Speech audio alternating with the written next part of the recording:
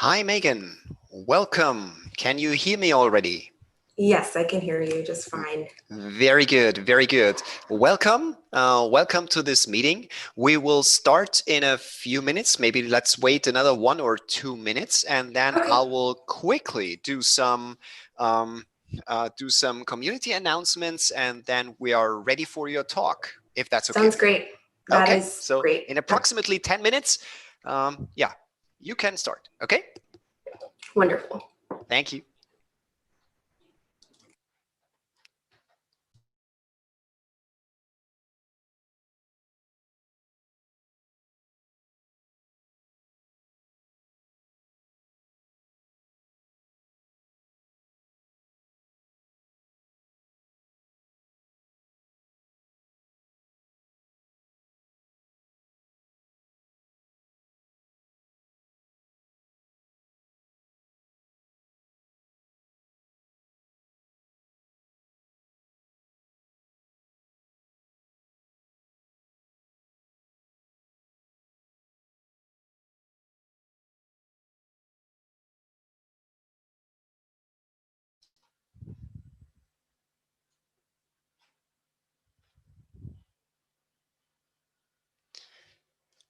Hello and welcome to our second Rust Linz meetup. We are very happy to have you all as guests here. My name is Rainer Stropek. I'm one of the co-organizers of this meetup, and I'm looking forward to two very interesting talks. Before we get started with our first guest speaker, Megan Lewis, let me make some quick community announcements and some announcements regarding the organization of the Linz Rust meetup.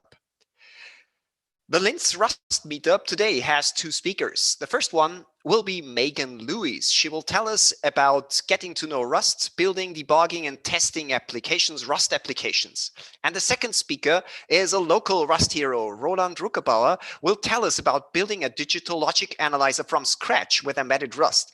I think his talk will be very interesting because he has been using Rust for quite a while, and we will get a lot of practical tips and tricks from him. I would like to invite everybody to join the discussion on our Discord server. On the Discord server, we can exchange news, maybe find fellow Rust developers with whom we can discuss what we are currently doing. The Discord server is a great way to keep in touch within our Rust community. Now, finally, I have a few community news which I would like to share together with you. The first one is our very own Coder Dojo Linz. The Coder Dojo Linz, for those of you who don't know it, it's a programming club for kids, and currently everything is online. So it is the Coder Dojo Linz, but if you have kids or if you know somebody who has kids and they are passionate about programming and technology, feel free to tell them about the Coder Dojo Linz. It is a German event, so kids have to be able to speak German. And our next meeting is tomorrow, and we have a guest speaker, the guest speaker, Mario Schneizenbauer. He will speak about machine learning and teach young coders what machine learning is and how you can use the R programming language. Everything is for kids. We also have Scratch courses and so on. Give it a try. Take a look at the website. You will see more about the Coder Dojo Linz there. The second thing that I would like to announce here, quickly announce, is the Female Coders next study group. It's also the Female Coders Linz. They are doing regular study groups, and their next study group will be on the 13th of September, and they will meet in person in the Wissensturm Linz. If you want to know more, visit their website. I have the website here on the screen. Just take a look at their website. I think it's an awesome community, and everybody is invited who is interested in what they are going to do and have more information on their website. Last but not least, a new meetup is born here in Linz. Linz has now its own cloud native computing meetup, and the first cloud native computing meetup will be held on the 29th of September. All the details can be found on the meetup.com platform, and here you see the link. I think it's really great that we now have a cloud native community meetup here in Linz, and somehow throughout the whole COVID crisis and so on, new meetups are born, and we are really passionate about this one. And I personally am looking forward to joining this meetup. So 29th of September, first cloud native computing meetup in Linz. Last but not least, I would encourage everybody who wants to contribute something to this meetup, to the Rust meetup, to visit our website, rust-linz.com, .at, sorry.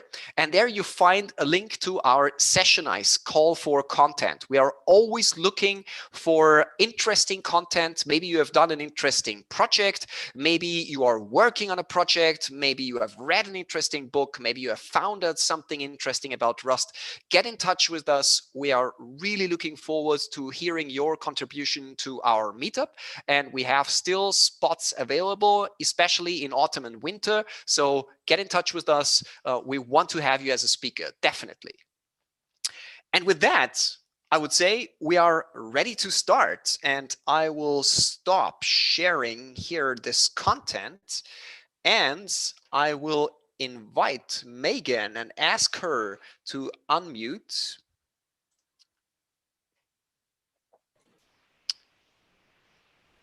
Megan, can you hear me? All right, I can hear you, and it Yes. looks like I am unmuted. So That's let me correct. get ready to share my screen. Yes, please. One moment.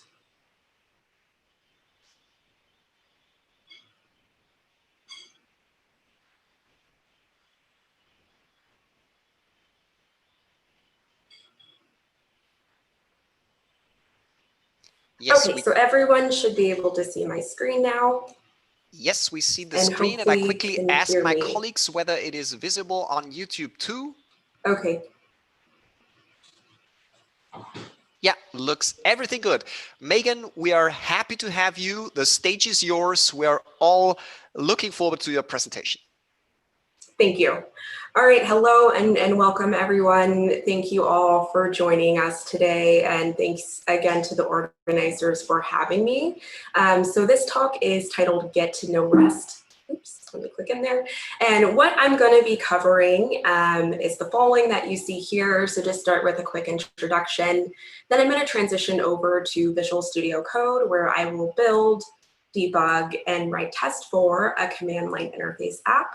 And then we'll have some Q&A at the end, but also feel free to ask questions throughout. If there's anything that's not clear or anything that pops into your head, just feel free to pop it in the chat, and I will do my best to take a look at the chat and answer those questions. So the goal really is just to get more comfortable with Rust development and learn about helpful tools and strategies to write and test Rust apps. I'll start with a little bit of an overview about myself. So I'm a technical program manager at Microsoft. I've been in this role for going on about a year now. It's a very fun role because I have the opportunity to be a content creator. This is something that I was doing a lot of before, kind of on the side, not as my full-time job, but this is what I get to do now, which is very exciting. I focus on emerging technologies, which in itself is very broad. So I have a lot of flexibility and freedom to decide what type of topics and content that I want to create. And Rust has been one of those topics that I've been exploring and learning for the past year, so about the time that I joined Microsoft. And I'll talk a little bit more about my journey with Rust and what I enjoy about the language. But yeah, that's a little bit about me. So typically I create content in the forms of talks and presentations like this. I do some Twitch streaming, I create pre-recorded videos, write blogs, do other kinds of stuff. So really like all over the place with content creation. I'm also part of the Microsoft Reactors team. So this is typically, who I am creating content for. So Microsoft Reactors are worldwide communities of technologists. And you'll see there in the image that we have different locations around the world. But of course, since March of this year, we've fully transitioned to online delivery. So we've been able to offer regular workshops and live streams, typically 5 to 10 per week across a variety of topics. I encourage you, if you are interested in learning more, to go ahead and check out developer.microsoft.com/reactor. And we also have a whole bunch of past talks on youtube.com/MicrosoftReactor. Just recently, in the past week or so, we had a whole Rust week of talks. So I did an interview with a Rust developer at Microsoft, kind of talking about the language, why you would want to use it, what the benefits are, talking about some projects that are using it specifically at Microsoft and such. We also had a couple talks from Ryan Levick, who was a speaker at the last meetup here, where he was doing a couple talks on kind of beyond Hello World, getting started with Rust, as well as kind of a deep dive into the borrow checker. So definitely encourage you to check that out if you're interested. And next, so what I like about Rust, I mentioned I've been learning Rust for the past, I guess, year or so. And what I like about Rust is that, there's a range of applications that you can build with it. It's, for web and systems programmers, you can build command line apps, WebAssembly, embedded apps, networking. So like the list goes on and on and on. And after I switch out of this presentation, I'll show crates.io, where you can kind of learn and see a lot more applications that have already been built that you can go and learn from and use yourself. It has a growing community and a passionate community of developers around the world. And I think this is really exciting. That's always, it's always very welcoming to join a project where there are friendly developers, people who just want to learn and contribute. And it's also been one of the fastest growing languages and rated, top on developer surveys like Stack Overflow and the GitHub survey, for example. So that's kind of, what interested me and wanting to start to explore Rust.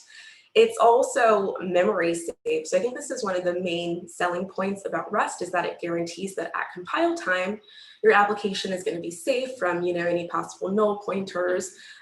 Rust does a really good job at making it difficult to leak memory.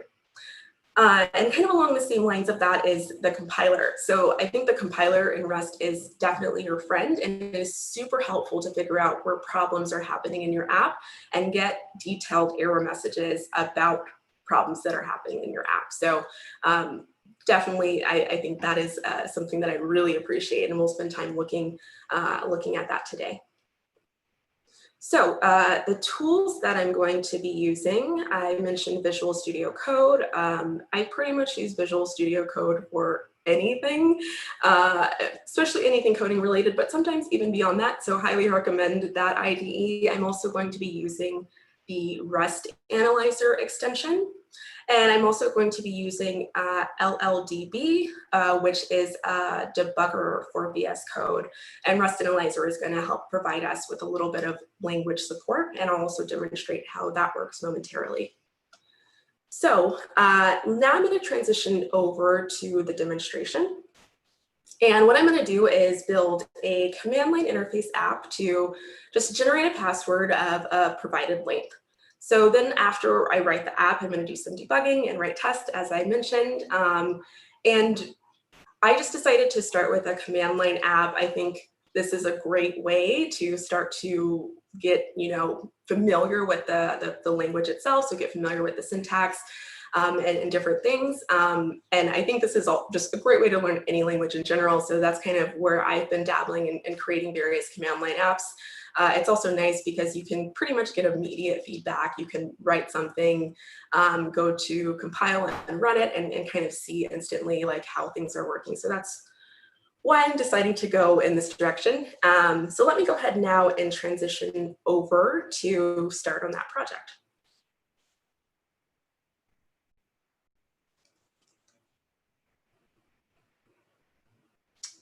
All right, so what I'm going to do is just begin at my terminal. And what I want to do first is use the Cargo package manager to go ahead and create a new project. So, sorry, one second, let me get back there. All right, so I'm going to first CD to my projects directory, where I just have all of my other projects. You don't actually want to see the contents of this, it's quite messy. And what I'm going to do is create a new project with Cargo. called generate password, let's say GPW for short. And so I see that Cargo created this binary application package for me. So let's go ahead and then open this up in VS Code. All right. Oops, sorry, 1 second. I actually needed to CD to that directory. And now let's open this up in code and not my whole projects directory. Okay. And while I do that, I also do want to make sure that I can see the chat in the background. And of course, I do encourage you to ask questions. So I'll try to keep that up. All right. So what I am given here is in my source directory, I have this main.rs program. I also have a cargo.lock and that cargo.toml file for package information, as well as that's somewhere where I can store dependencies for my project. So I am going to start in the main.rs, but before I do that, I do want to remember to actually show the extensions that I was talking about before. So I mentioned Rust Analyzer. And you can just search over in the extensions bar if you want to get there and download this extension. We'll see how this works. I'm just kind of showing you how to get there. I'm also going to be using the code LLDB extension for debugging. So you can just type in LLDB. There's a variety of different ones there, or type in code LLDB directly to go ahead and get there. So now let's hop back over to the code. And I'm going to start filling in the contents of my program so that I can generate this password with a given length. So what I want to do right off the bat is be able to generate, or rather collect, command line arguments. And so what I'm going to do is use a crate called struct opt. So let me go ahead and show that. And I'll hop back over a little bit just to kind of show, crates I'm using, documentation, helpful things. This is also how I would just be developing on my own. So there's sometimes some context switching. So the crate that I want to use is called struct opt. And so struct opt, if I look at it, it's going to allow me to parse command line arguments by defining a struct. And what this does is combine CLAP, which stands for command line argument parser for Rust, with a custom derive. So it's basically just going to allow me to use a struct to collect command line arguments. And crates.io is very awesome. Usually you can get a lot of information about, how to include this crate in your dependency file, the cargo.toml, as well as just examples about how to use this. So let me go ahead and copy this over so that I can use it in VS Code. And then we'll hop back over there.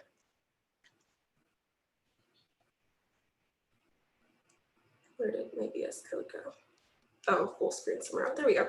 Okay, so cargo.toml, I'm going to add this on line 10, struct opt is equal to 0.3. And let's go back up to the main program. And hopefully everyone can see this okay. Now there's not a lot here. Might as well just make it bigger. So I'm going to start on line 1 by saying use struct opt, : struct opt. And then following that, what I want to do is to hop down a couple lines. And what I want to do is start to actually define my struct. But first, what I'm going to do is I want to derive. So derive is going to basically allow me to use these different items or data structures. So I'm going to use debug. This is going to help me to actually be able to print my struct. And then I also want to pass in struct opt here as well. And then following that, I want to say, I want to go ahead and define my new struct, which is going to be called ops. And you'll notice even as I'm writing, and I'll call this out, like I'm kind of getting constant feedback. You just notice that there was kind of the underlying red here. You'll notice that even this definition up here, I kind of get some information about that, where I see that this is an unused import. So that is something that Rust Analyzer is really good at, is giving me lots of information there. And the argument that I want to collect is going to be for length. So what I can do and what struct opt allows you to do is basically just set different options for each of the arguments. So I want to specify a short option, which will be used if I type --L to use that option. I'm going to specify a long option of length. So I can use -length to use this option. And I'm also going to specify a default value, which is going to be, let's just say 12. This can be any default value of your choice. And following that, I actually want to specify the parameter that I want to collect. So this is going to be length of type usize. So here I just have this simple struct definition where I'm going to be able to collect the length. And then what I want to do is hop on down to the main function. And what I want to be able to do here is collect those command line arguments. So I'm going to say let, so define a new variable called ops is equal to ops : from _ args. And you see the REST analyzer helping me out a little bit more there. So from args is going to allow me to get the command line arguments from the struct. And immediately following this, let's just do a println. So I'm going to use that println macro, and I want to be able to print out the struct, and I can print it out like this. And then let's just go ahead and get ops. All right, and right off the bat, I just want to kind of run what I've done. So I'm going to open up my terminal down here. And what I want to say is cargo run. So I'm just going to run it. You'll notice that it's going to compile the different crates and the dependencies that I'm using. And after that, I'll see that it is running and that I get my ops printed out there at the bottom. So we just have that default of 12. I can also then test out how I can input the options actually. So let's go ahead and try out this short option of L, and let's say something like 30. So what changes there is that I now get a new length of 30. So that is not using the default, it's using what is defined through the command line. All right, I'm going to keep going, check in if there are any questions yet. So next, what I want to do is start to actually kind of build out the function and the rest of the functionality to generate the password. So I'm going to say let length. So I'm just going to define a new variable called length is equal to ops.length. And then following that, I'm going to also define a new variable called password. And in this, what I eventually want to do is be able to call this function generate password, which I do not have yet. So I will get the compiler yelling at me, which I'll fix momentarily. And then after that, what else I would want to do is go ahead and print out the password. So I can just say password is, and just have this placeholder here for me to eventually fill out the password. Here we go. All right, so now right below the main function, what I'm going to start to do is actually define this generate password function. So let's go ahead and say fn generate password. It already kind of knows what I'm doing here. So that is going to take a parameter of length, there we go, which is type usize, and then it's inevitably going to return a string that we get back here when we call the function. Okay, so that's going to return a string like that. And then let me go ahead and start to fill in the contents of this generate password function. Before I do that, I just want to call out I am going to be using the rand library, or crate rather, to go ahead and generate random numbers. And just kind of giving an overview, I'm going to be generating random numbers, or rather kind of selecting numbers from a character set that I provide of all the possible values that we can use in our password. So let me just go ahead and switch back over to my browser and let's look at that crate. Okay, so I'm at crates.il looking at the RAND crate. And just like before, I can see all kinds of information here. There's links to the documentation, which we'll probably check out just momentarily, because I think if I recall, there's not so many examples here, and I like to see the examples, but I do see how to use this in my cargo.toml, so I'll copy that for now. And just go in and check out the documentation. I also just want to call out that I think the documentation in Rust is usually fantastic.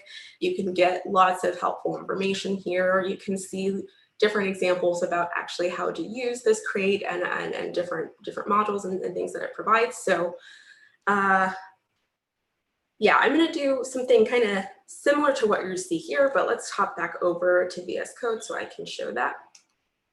And so if I go back over to cargo.toml on line 11, I'm going to go ahead and paste this RAN crate. And you might even notice down at the very bottom of VS Code, and it stopped doing it now, but you'll notice that even as I'm writing code, the Rust analyzer is kind of doing things. It's kind of always checking.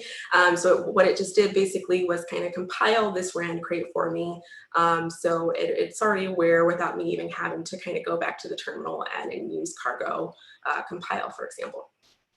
So now first I need to start at the top of this program. And what I want to say is use rand, ::RNG, the random number generator. I'm having some problems, so we will fix that momentarily. All right, so in the body of my function, I'm just going to close the terminal for now.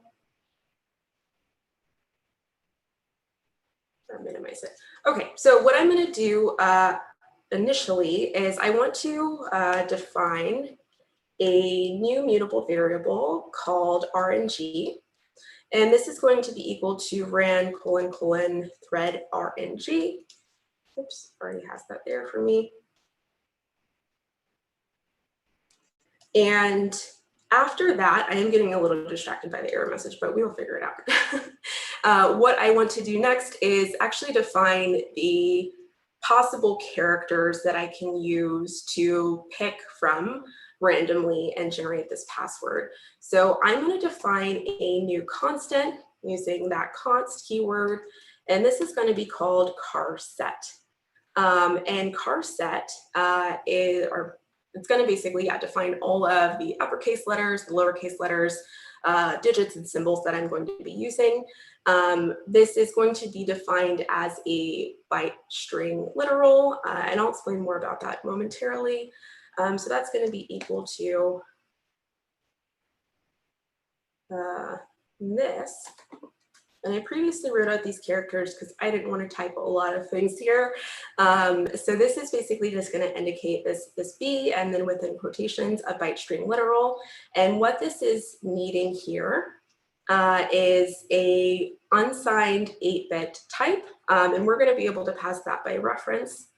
So I can say an U8 is going to be equal to this byte string literal. All right, and then I'm going to keep going here. So next I want to get to kind of the meaty part, which is actually going to allow me to cycle through, and for each of the characters in my password, I want to be able to randomly generate a character based on this char set. So I'm going to introduce this iterator, which is going to start at 0 and go up to the length of the password that I specify. And then I also want to use a mapping. So a map is going to basically produce a new iterator, which is going to allow me to pass in those values that I defined above. So starting at 0 up until 11 or whatever the length of the password is that I defined, but it is 12 by default. And then I can use this annotation to basically just say, I'm going to start to pass in, again, each one of those iterators. And it's going to get a little bit messy, but we'll get there. So that's going to I want to define a new variable called IDX, and this index is going to call this genRange function. And genRange is going to be expecting a range from low to high. So it knows that it wants to generate this random number. It just is looking for a little bit of direction about what to generate within, the range to generate within. All right, and then what I want to do next is just for each of the indexes, I want to then map that to a character.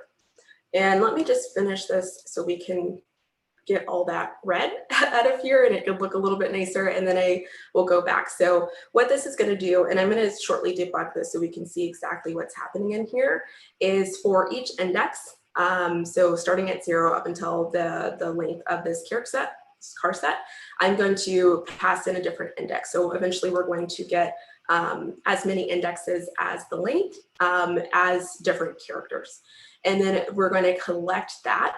So we want to call this collect method. And if I hover over this, and you can hover over pretty much anything, the REST analyzer will tell me lots of information about what this is, how to use something, provide me with some tips. So I see that this will transform an iterator into a collection. So collect is a common method that is used with an iterator, and this is just going to return me a collection. And if I'm looking through here, what jumps out to me is a string is going to be a collection of cars. So I am collecting all of these cars one by one up until the full length of the password that I want. And then I'm going to return that as a string collection. So then that satisfies this return type up here. And let's go ahead and try this out. Everything is looking pretty happy for now. So let's go ahead and try this out. Yeah, I was getting some output earlier about errors. So the REST analyzer, again, is kind of always helping me out there. Sometimes I just ignore them until I'm, ready. And as I'm kind of, still writing, I'll ignore them until I come back and have time to look at what I did wrong. So let's go ahead and just try a cargo red again. It's doing some more compiling. I get the ops printed out as well as, as well as the password that is generated here. So let's now go back up, and I actually want to go ahead and debug this, and we're going to debug, I'm going to set a breakpoint here so we can start to see specifically what's happening and what this IDX variable is kind of getting as we run through this iterator. I'm going to check if there are any questions. All right, and I don't think I see anything. So hopefully, I'm looking at the right channel. Yes. Yeah, you're fine. We had one question in the Discord server, but another community member already answered it, so we are perfectly fine. Okay. Okay, great. So then I'm not missing anything. Thank you. Okay, so I have set this breakpoint, and now what I want to do is go ahead and debug this. So if I hop over to the left-hand panel over here, there is this run option, which will allow me to run and debug. So let me just go ahead and select that.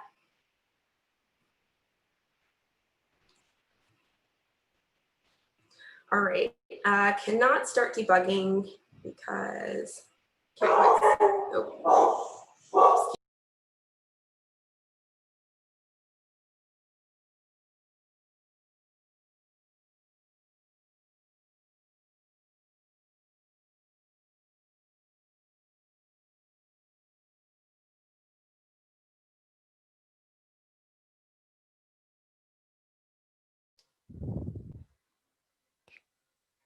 Megan, you're currently muted. I'm not sure if you want to step.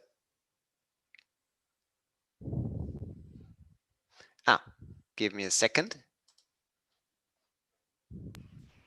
Sorry about that. I can't unmute myself. Okay, so there was, I'm just getting some prompts basically that the LLDB extension is providing for me, that it's basically just saying I haven't set up any configuration to debug, and then it can do something for me where it actually provides this debug configuration automatically. You can set up specific configurations in here. I'm not going to show how to do that, and typically I don't need to set up any specific configurations, but that is an option that's available. So now let's go ahead and debug this. And I have, again, a breakpoint set here, so let's just go ahead and run.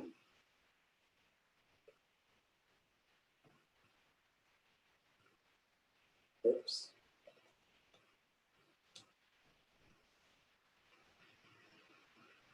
Okay, so now we see that the debugger has stopped at line 32 where I have my breakpoint. I can see some information in the top left corner about variables, anything that I want to watch. I can see information about the call stack and more. I think for now, let's just take a look at the variables that we're collecting. So this 0 is basically started here from this first iterator. And then as we would start to map through each one of those length items in the password, we can get more information. So on the next line, if I step over, I see that our index is 63. So this index is basically going to be returning me an ASCII value. So it's going to be able to kind of get the character in the character set based on that value. And let's see, if I were to go over this again, oh, I didn't want to go that way.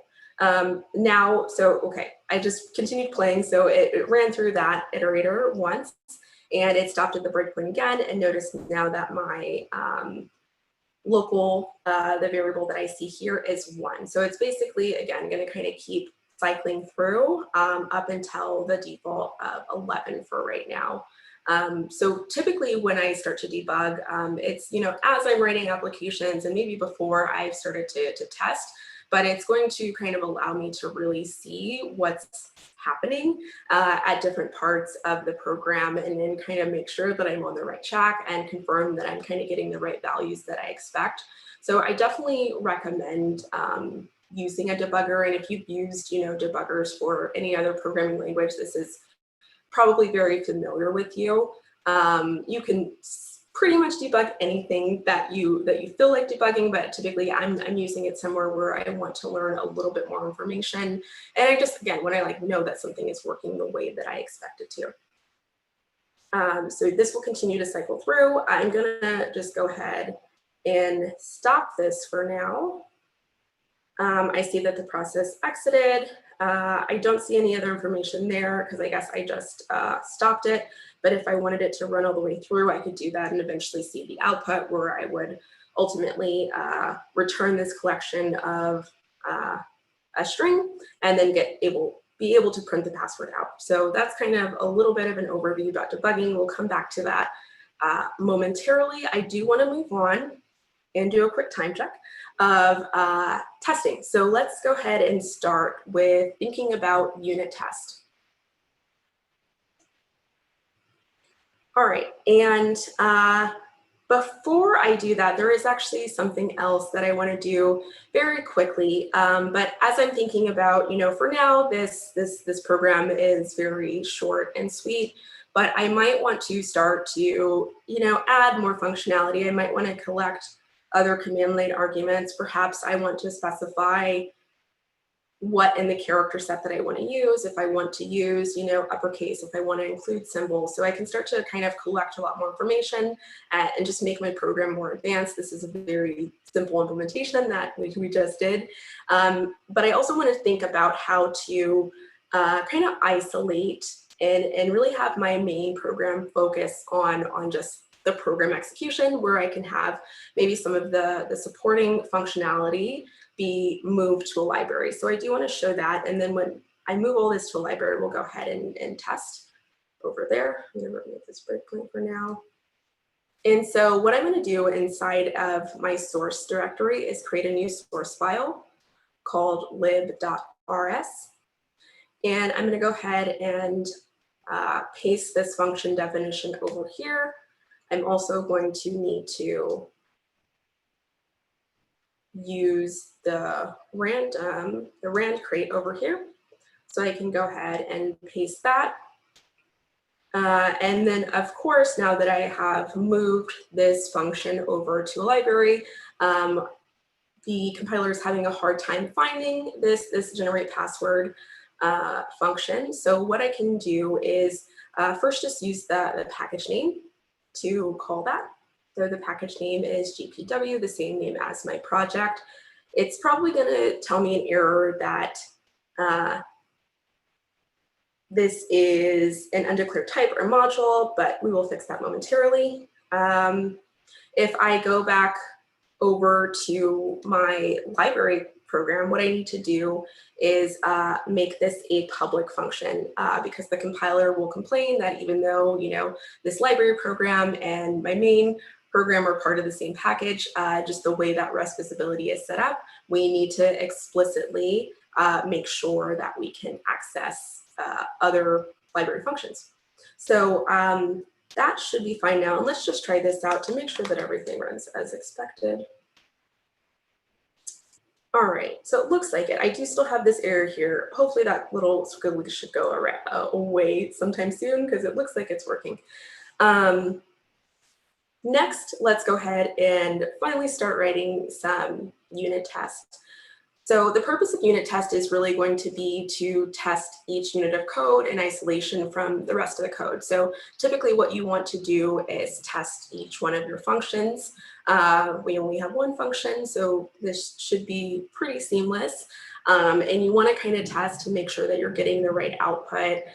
You want to test the happy path scenarios, which is just going to be the quickest case, like confirming that this function executes as expected. We also want to start to think about what could go wrong and test for that. So typically you want to put unit test in each file that they're testing. So this is my library file. So I'm just going to start adding the test immediately below that. And for now, I'm just going to use this test annotation to indicate that the function I'm going to write below this actually is a test function. So I can say function and let's say test generate password length, that's fine. This won't take any parameters. And I also like to start my test functions with test just to like further indicate that it is a test and identify that. So then what I can do is call the generate password function from within here. It is looking for a length. We can put something like 40. And then we can use an assertion. So let me step back just a moment. And you'll notice that as I started typing assert that I got suggestions like I've done previously. I wanted to call out specifically that Rust provides a couple of assertions that I can use as macros right off the bat. So this is very nice as opposed to possibly having to integrate with some other kind of assertion library or framework like you have to do in other programming language. You can kind of get these simple assertions. So I have assert equal or not equal. There's also a regular just assert, so you can kind of put more custom assertions within that macro. But let's go ahead and just use assert equal for now.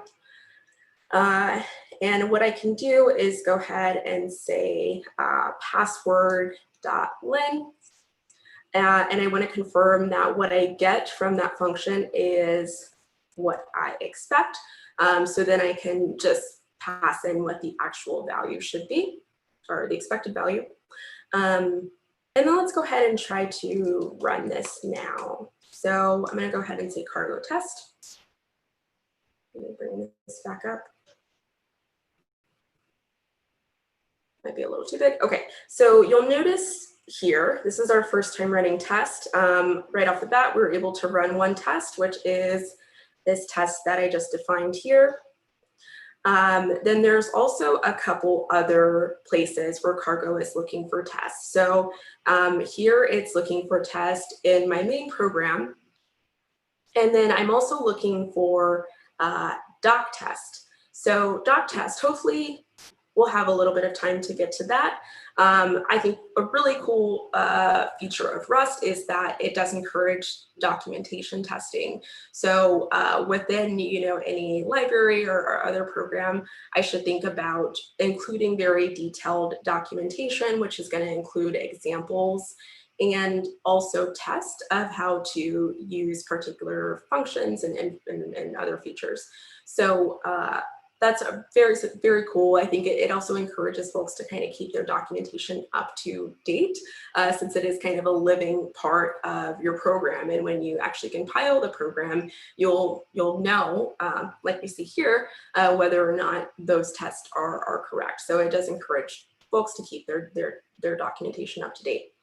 All right, so we were able to run that test. What else I want to show is I just am using this general test annotation and kind of this test on its own in isolation, but I can also think about creating a module for each test, and I can annotate that at the top of the module. I want to say CFG, which is this configuration check. It's particular for test. And so what this is going to do and what this will tell the compiler is to basically only compile the test when we're running cargo test and not when we're doing cargo run or compiling otherwise. And then I can define a module, which we'll just call test. And then within that, I can go ahead and include my test. And let's just try to reformat this.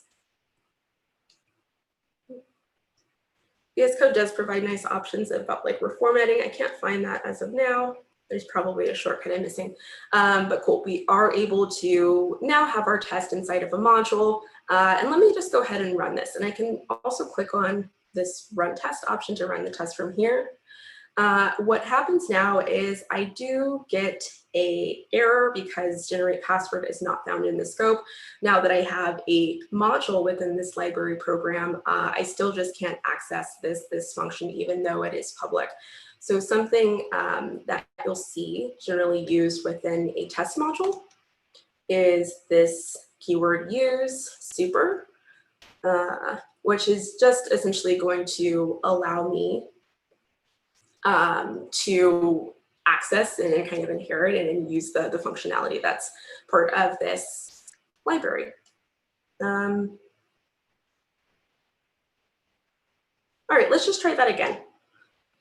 Press any key to close, and let's go ahead and try cargo test again. Cool, and then that should have satisfied it. Sometimes I still get errors, but I think we're all good to go here. So that is something to keep in mind if you are using VS Code. It's always helpful to use kind of a combination of, Rust Analyzer helping you out, as well as the terminal and using cargo directly to run your testing programs. So that is a quick example of a unit test. And I think I'm just gonna have time to probably show a integration test after this. So let's go ahead and I'm going to create a new directory, a new test directory. So in Rust, integration tests are external to your library. So they kind of use your library in the same way. But you should think of integration test as first, you want to test that parts of your program can work properly together when integrated. And you also just want to test kind of assuming that you are your user. So however your user would interact with your program. So that's kind of more of a higher level where you're not thinking about testing each particular function, but more of the program as a whole. So let's go ahead and create this new folder, not in source, but I want to create a top level folder.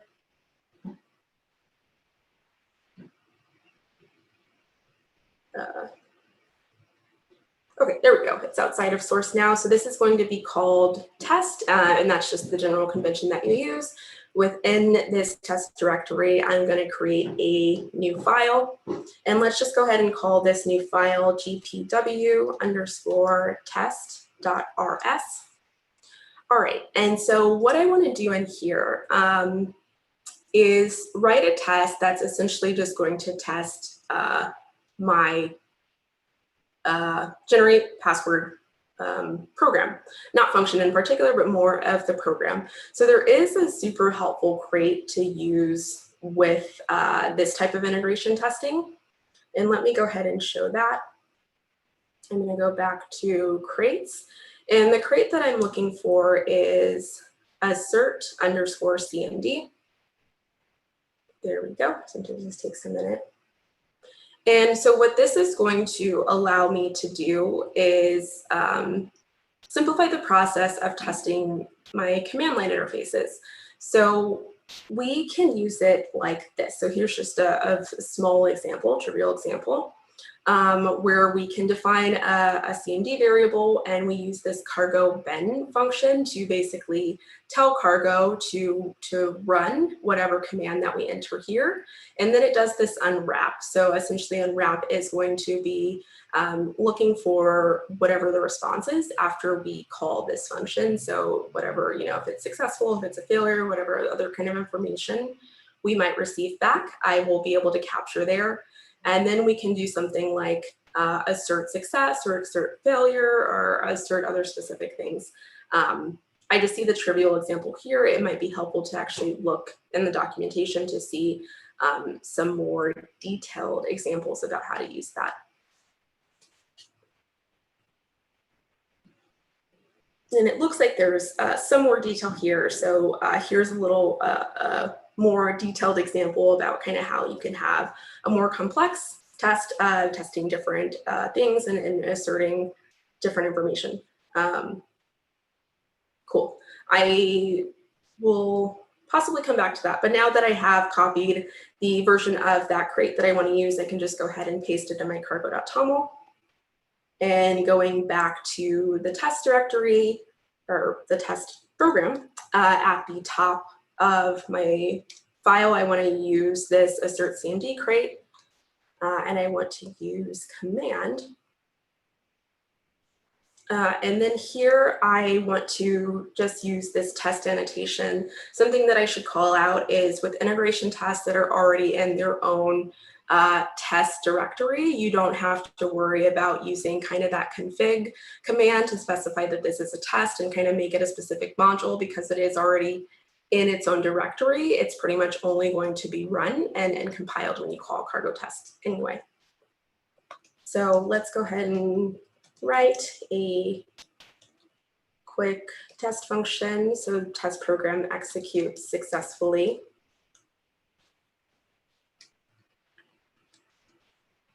And I'm pretty much going to do what we saw in the example. So I'm going to define a new mutable variable command. And I can say command cargo ben. So it's going to say cargo run and then whatever name we pass in here. And the name is going to be the name of our package, which is gpw.unwrap. And then I can say command.assert.success. All right, and then let's just try to run this as it is. It's doing some compiling and building. That will probably just take a moment because I have this new crate. This is also the first time running cargo run, or actually running the name of my package, GPW. So let's see, down here is where I can be able to see information about this test in particular. Something else we should try to do is, of course, write different tests. I don't think I'm going to get into very many more examples for now, but just you should also confirm that even your tests are working as expected. So it's helpful, if you want to do something like test-driven development and maybe write a failing test first, or otherwise just want to know that your test can fail. I recommend doing that. So for example, I just changed the success to failure, and I can see that that does in fact fail my program because it was able to run it successfully. So I always recommend just either, writing various tests and also making sure that your tests can both pass and fail so that they are valid. So that is a quick example of an integration test. And then I think for now, time permitting, I just did a time check. I think I'm at about 45 or maybe a little bit less, 35 minutes. So let me switch back over now to the rest of my slides. And I'm going to show information where I kind of have a more complete demo and more examples of tests that you can check out. So where is that? Megan, don't worry about the time. If you run over for a few minutes, that's absolutely no problem. Okay. I'm trying to keep a mental note, but so let's see. Playing from the current slide.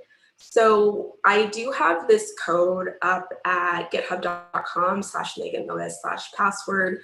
This code is more complete. It has a little bit more examples, including kind of a more defined function for the generate password, as well as just other tests where I am kind of doing both more happy path and sad path. There's also an example of a documentation test. So I do recommend checking that out, as well as I just mentioned crates.io. And that's something that I didn't share before, but in crates.io, just the home page, you could get a bunch of information right off the bat. What I would recommend checking out is just popular categories. Again, there's such a wide range of applications where there's command line utilities, development tools, web programming, and so on. You can kind of just come and check out a bunch of crates and learn from them and extend them. And I think that really helps to start become a lot more familiar with the language itself. So recommend that. I'm going to go back to my PowerPoint. And then I also just want to make a call out for the Microsoft Austria workshops. So this is kind of the local workshops, specific to your area that are not happening in person, but there are a lot of different online workshops focusing on cloud transformation in different areas like infrastructure, data, and analytics. And you can find out more at aka.ms/discoveraustria/Azure.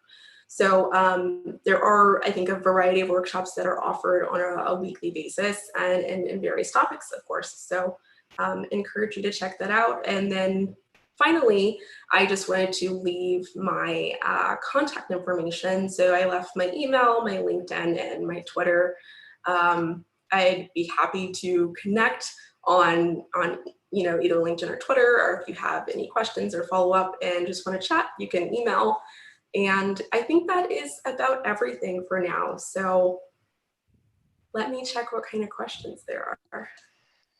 Megan, thank you very, very much. Thank you for this great presentation and kudos. I am a presenter myself and I know that you have to be very, very brave to do so much live coding. So really awesome. We have one or two questions, especially here on Discord. People were chatting a lot about what you showed, and even some guys said, "Hey, I didn't know this, crate," and so on. So really great presentation. One question that came up is you were using the Rust analyzer, which is an I think alternative language server for Rust. Is there a specific reason why you didn't use the official Rust one, the one that Visual Studio Code automatically suggests? Which is, I'm assuming, RLS, right? The second one on the left-hand side, yep. Oh, okay. So, I mean, I've just heard great things about this extension in particular. I think, I recommend trying them out. You'll notice that I do have this extension installed. That's kind of my process personally, is like trying out different extensions. I think You'll often find that there might be very similar extensions that kind of provide the same help and functionality. This is just one that's kind of highly recommended, even from folks at Microsoft using this. So this is something that I end up using pretty often, and I do find it really helpful. Very interesting. I will definitely check that out. But it's a personal choice. Yep. Absolutely. Thank you very much. Yeah, we'll definitely try that out. And then we had a short discussion. I think it was in your lib.rs on GitHub. I just checked it out. It was in line 13. I can't remember what it was here. Little bit up, I think. Yeah, here it is, line 7. People are asking why you are specifically using a reference to an unsigned 8 here and not just using a reference to a string. Is there a specific reason? Is it necessary for your code, or any comments on that? Yeah, so the question is why okay, let me try to repeat the question. I think there are a couple different things.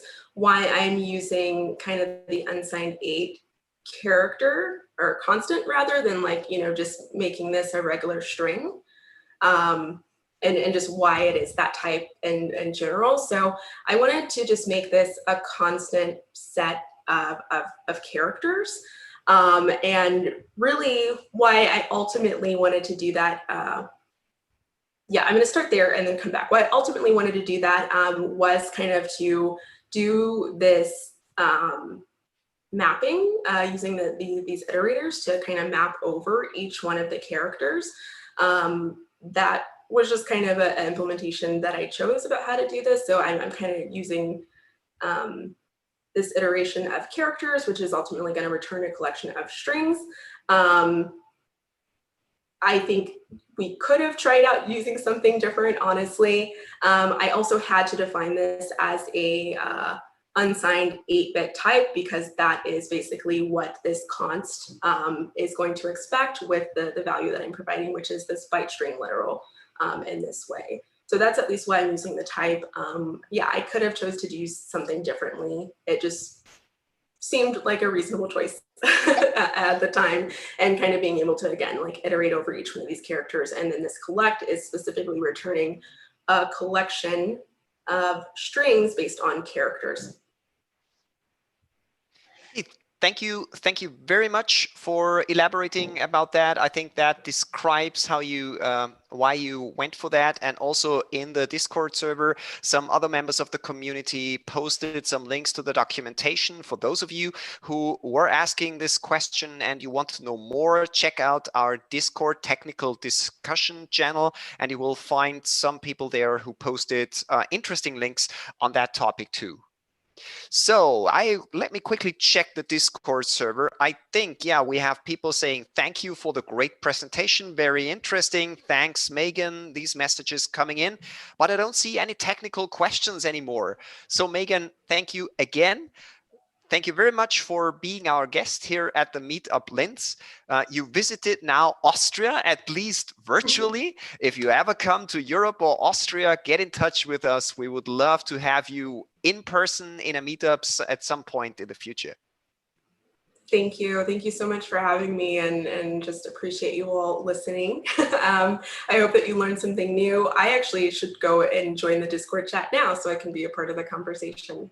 Oh, you can. That would be very, very nice, because maybe if people have some questions, do you have the Discord link is on our website, rust-linz.at. At the very bottom, you find the link. Just click on it, and if you want, you can have a chat with people and maybe answer some additional questions. That would be really, really awesome. Definitely. So thank you very much. Thank you. And with that, I think it's time to change the speaker from Megan. We now go to Roland. Let me ask Roland to unmute so we can hear him. Roland, can you hear me? Yes. Very good. So I think Megan will now stop sharing the screen. Yeah, I'm looking for it. Give me a moment. No problem. I lost the toolbar I window. can click here, and now it should be okay. We will have a minute or two getting Roland up and running. So if you want to grab something to drink, you should be back in 2 or 3 minutes. Roland, can you try sharing your screen with us? Yeah, I would suggest that we make like a 5-minute break, because I have to go somewhere to the toilet. Yeah, that's fine. So now it's 6:35 p.m. So at 6:40 we will start with the presentation of Roland. So just a few minutes break. That's if you have a second, let me quickly go here and share my screen again, and I can show you some interesting things. Here we are. For those of you who don't know our website, this is our website, rust-linz.at, and I would like to point your attention to this nice little button here, submit talk in Sessionize. We have an open call for participation. I already mentioned it before Megan's talk. So if you have an idea for a great session, if you did something with Rust, if you have a crate that you discovered and things like that, then please click on this button, send us the submission. We will get in contact with you and we would love to have you. The Rust Linz meetup is explicitly not just for absolutely Rust professionals. So if you are just a beginner, but still you found something interesting, you found something that people might also benefit from in their journey towards becoming a more skilled Rust developer, then we also welcome beginner content. We try to find a good match between beginner content and more advanced content. We try to find speakers who did a lot of Rust work, but also maybe students who are just at the beginning of the journey. So don't hesitate. Never think that you are not experienced enough for us to not join us as a speaker. You should definitely give it a try. This is an open community. So even if you are a first-time speaker, this would be a great place to start your speaking career if you want. By the way, we have a YouTube playlist. Let me show you that one. This is our YouTube playlist, and you can already see the presentation from last time. Of course, we will also publish the presentation of our talks today on our YouTube channel. So make sure to stay in touch and to visit the YouTube playlist if you want to rewatch Megan's talk or Roland's talk. If you have any questions, maybe not today, but in the next few days, for Megan, for Roland, for anybody else, use our Discord server. If you want to join the Discord server, you will find the link exactly here. You see social. We have, of course, a Twitter account. It's Rust Linz. We would love to see you as a follower here. This is our Meetup page, and here you see the link to our Discord server. There you can connect, and we have technical discussions. We even, in the last few weeks, we had some live codings going on in Discord chat. So if you want, that would be perfectly fine. So I think I talked enough. So Roland is now on his place. Let me see, where is Roland? Roland, I ask you to unmute again. You cannot unmute yourself, but now you should be able to unmute. Can you hear me? I can hear you. Nice. So let me stop sharing the screen. And would you, yeah. And stop my video. And with that, people should be able to see your slides. So short question, is the image mirrored? No, it's not mirrored. It's good. Okay. It's good. If I watch the stream myself, it is mirrored for whatever At least in Zoom, it looks nice. Maybe I can get some feedback from my colleagues in the organization team who are watching on YouTube. Let me please give me feedback. Well, yeah, I got the feedback. Everything is fine. So we see the presentation, not upside down. Everything is good. And with that, Roland, if you are ready, yeah, we are, and we are looking forward to your presentation. The stage is yours. Thanks. I will start by talking a little bit about myself. I'm from Linz, so I'm not an external speaker. I'm working for a company called Robot GmbH. We are in the business of building robotic systems. I'm mainly working on vacuum cleaners right now, but maybe something else differently in the future. And I'm working there as a software developer, and I'm mainly doing embedded Linux stuff, some network coding, and embedded development. And I'm going to talk about embedded Rust, building a logic analyzer from scratch. So maybe if you don't know, a logic analyzer is a device. Wait, maybe I have one here, a real one. Never mind. A logic analyzer is a device which you can, for example, attach to your PC, and you can measure with it digital signals. So like a multimeter, just with lots of inputs. So you can, for example, capture what's happening on hardware bus. So you could, for example, take it to your car, attach it to all these digital systems inside, and look around what's happening in the car. And these devices are often used in the embedded and the automotive space to troubleshoot hardware. Okay, here's a short overview of my presentation. I'm going to talk about why use Rust in the embedded space. There are other alternatives, and I will compare them. Then I will give a short ecosystem overview of the embedded Rust ecosystem. And then I'll start the first demo with getting started building an embedded Rust application. So, just what Megan did, just for embedded, so not running on any operating system. Then I'm going to talk about using the embedded hull. The embedded hull is an abstraction layer written in Rust, which makes it easier to access hardware. And then I will be doing some more demos and a short Q&A session. Okay. Usually, the embedded space is the domain of the C programming language. I'm pretty sure everyone knows the C programming language, at least from the name. It's really old. It's 50 years old now, and it's still the dominant language in the embedded space. And there are other alternatives in the embedded space like C++, maybe other, but I really, wherever I worked, it's really always just C.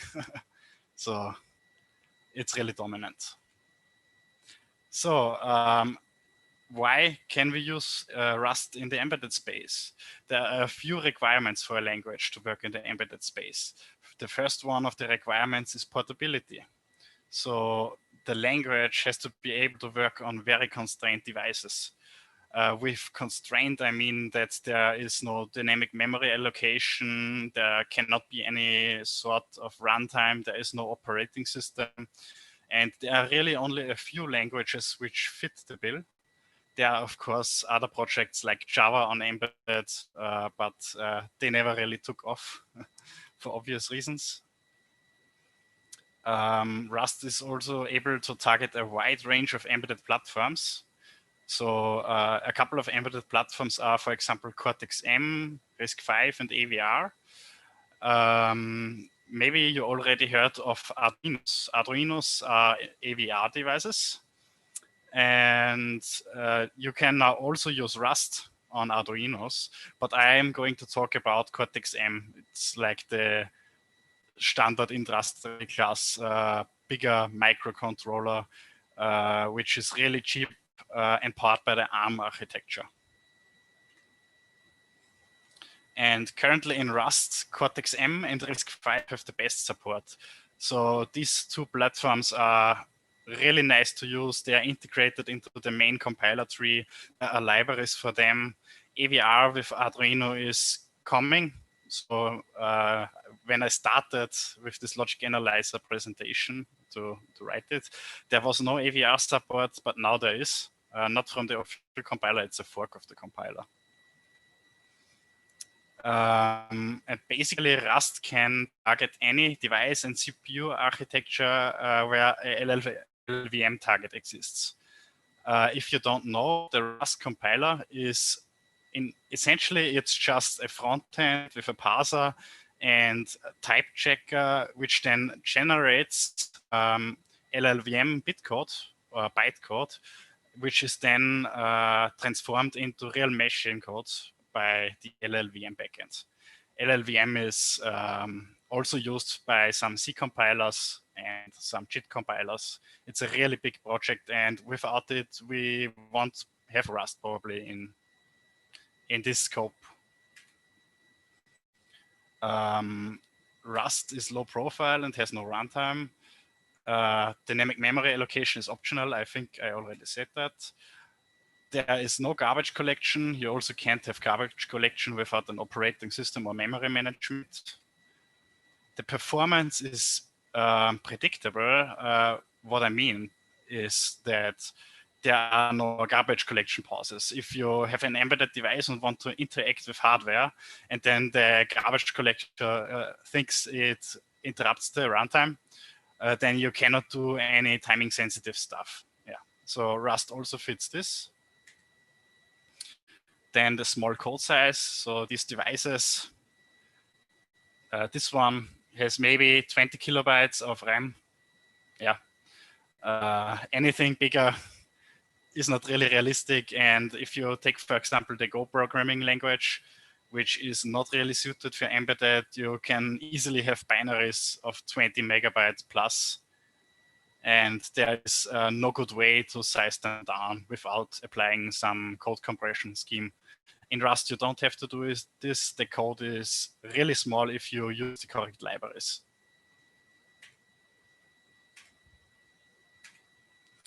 Interoperability. Rust is excellent with CFFI without any overhead, which is really special. Only C++ can do that from the languages I know. Other languages like Python or Kotlin or whatever, they all have CFFI, but they all have overhead. CFFI is the possibility to call into C code. And you want to have this because there are existing vendor libraries from microcontroller vendors where you maybe want to call into their libraries to or use some of their drivers.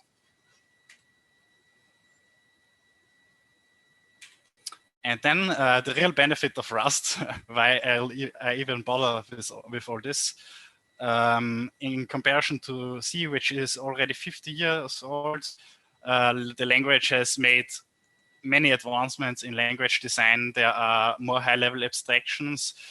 All of them are really zero cost, even better in some places compared to C++. I had some cases where some C++ zero cost abstractions were not really good enough. One of the examples of higher level abstractions in the language is traits and generics. I use them all the time. They are a really cool feature if you want to abstract over something. They are really powerful and they compile down to almost nothing if you do it correctly. Another thing is, of course, the borrow checker. For those of you who already have programmed a little bit in Rust, the borrow checker is essentially the replacement of the garbage collector or manual memory management. It can track all your references and check if you use them correctly. This is really helpful in the embedded space. Cool. We will have a session on traits in the next meetup. I just got a message over Discord. Yeah. And with all these abstractions, with the borrow checker, with traits, with generics, you can create safe abstractions over accessing peripherals. So with peripherals, I mean hardware. Another thing about Rust, which is really cool, in my opinion, is the excellent tooling. So you have the cargo build system, which is not mandatory. You can use Rust C manually. You have to in some cases, but very rarely. I don't think I have to talk about cargo. It's just amazing. It's included in the default toolchain. It manages your dependencies, even the embedded dependencies, they work with cargo, and you have to just cargo build or cargo build -- release, run, and everything works out of the box. Then there is this cool tool called RustDoc, with which you can generate a source code documentation over your whole project. For C, you would have toxygen or similar things, which you have to set up. Is complicated in many ways. And with Rust-Doc, it is just integrated into Cargo. You just type in Cargo doc, and it will spit out the HTML page with all of your source code and all of your dependencies documented. It's really one of the things why I started to use Rust in the embedded space and why I'm trying to get it more into my company. It's especially for embedded engineers, there is nothing like this. Even if you buy some product with IDEs and stuff, you don't get something like this. This is really amazing. And then a small shout out to the Rust Analyzer, which we already talked about with Megan. It's a language server, which you can use, for example, with Visual Studio Code to get interactive language introspection, auto-completion. It will show you documentation. It will show you errors. There is, of course, also the RLS, the Rust language server, the official one. But I'm shouting out to Rust Analyzer because I know a little bit about its internals. I also contribute to the project. It is really superior in many ways to the RLS, especially performance.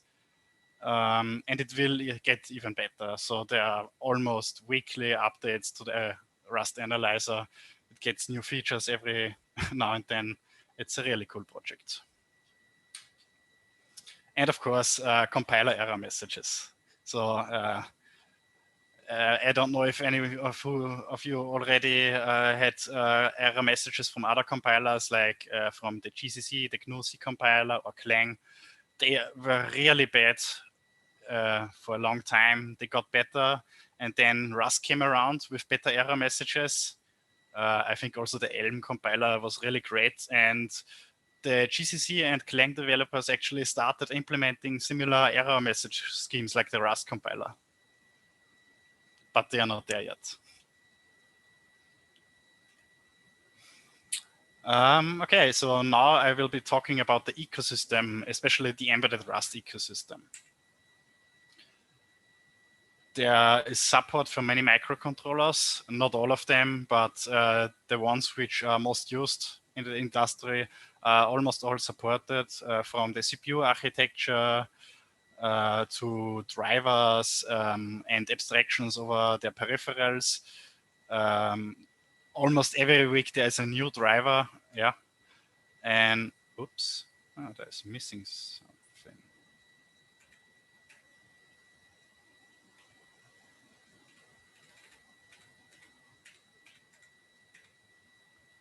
Okay, there is something missing on the first page, but I will just continue.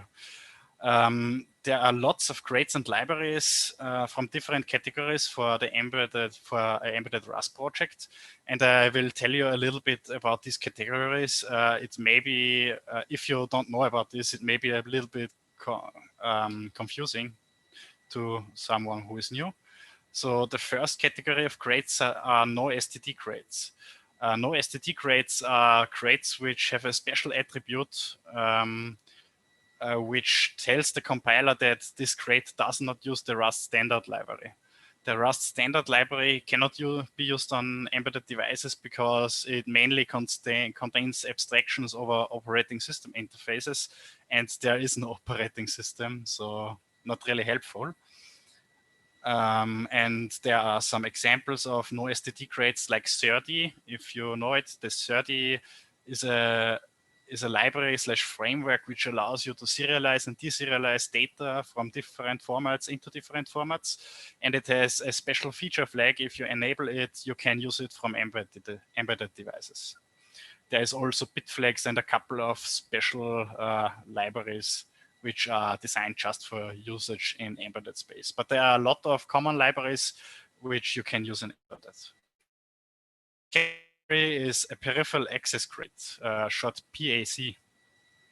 A peripheral abstract crate is essentially a slim abstraction over hardware. So if you have, for example, this microcontroller, for this microcontroller, there is a crate which allows you to access its peripherals by using names and not just shifting some bits into some registers. So it creates a really low-level abstraction over it.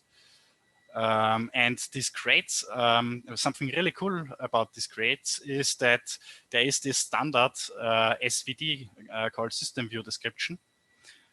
Some microcontroller vendors provide SVD files for all of their microcontrollers, and there is a tool called SVD to Rust, which you can feed an SVD file, and it will automatically generate this abstraction for you and spit out the crate.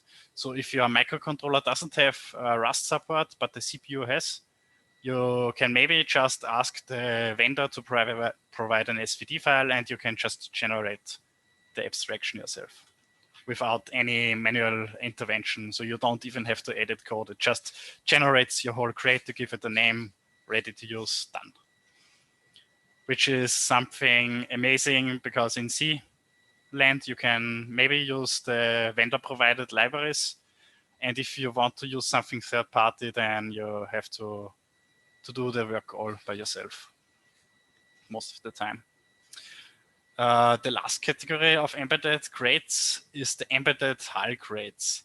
Compared to the peripheral access crates, embedded HAL crates provide a more higher level abstraction. Normally, they directly work on top of peripheral access crates. I don't know if you see my mouse cursor, but in this diagram here, you see the hardware in the big green block, then the generated peripheral access crate right below, which is already software. You don't have to write it, it is generated. And below is the hardware abstraction layer, which is then written by hand. There are lots of existing abstraction layers for a whole variety of microcontrollers. So you probably won't have to write it by yourself. You can just use it. And the application then uses the hardware abstraction layer to talk to the hardware. And in some cases, you may see the second arrow here. You have to directly access the peripheral access crate because there is some missing abstraction or a special purpose device which there is no abstraction for because it's a one of its kind device, for example.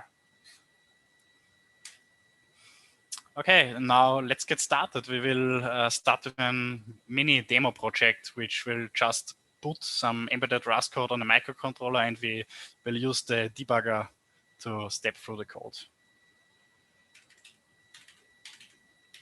I chose this microcontroller, the STM32 Blue Pill development board, because it is dirt cheap. It costs $4 a piece, even not in quantity. So if you buy 100 pieces, you may be only paying $2 or something like that, which is really silly, I think. And I already had a full box of them. I chose this microcontroller because there are plenty of general purpose IOs. A general purpose IO is like a pin, like one of these pins, which you can access programmatically. You can push out voltage, you can read the voltage level and stuff like that. It also has a USB controller and connector, which we will be using to transfer data to the PC. And it has enough timers. A timer is something in a microcontroller which you can configure to, for example, generate an event at a fixed frequency. And every time this event happens, you can diverge the control flow in hardware and do something else. There are no threads or tasks on the embedded system. So instead of this abstraction, you use timers, interrupts, and so on to interact with your hardware. And last but not least about this board, I would not recommend using it. I'm stuck with it because I have so many of them. One of the things which is bad about it is that it misses a programmer / debugger. So without any, maybe even expensive embedded engineering tools, there are some cheap ones. You can't really use it. So it's it's a bug. It's a brick and you cannot really use it. The USB connector is really bad. So I have this one I'm always showing is actually the one I started working on and it's already broken. I have another one for the demos. There's also a wrong resistor soldered onto one of the pins. So if you're out of luck, it may damage your computer. or it will not be discovered correctly. For beginners, I recommend the STM32F3 Discovery board, which is a lot nicer. It has an integrated debugger and programmer and stuff like that. So maybe I can show it to you.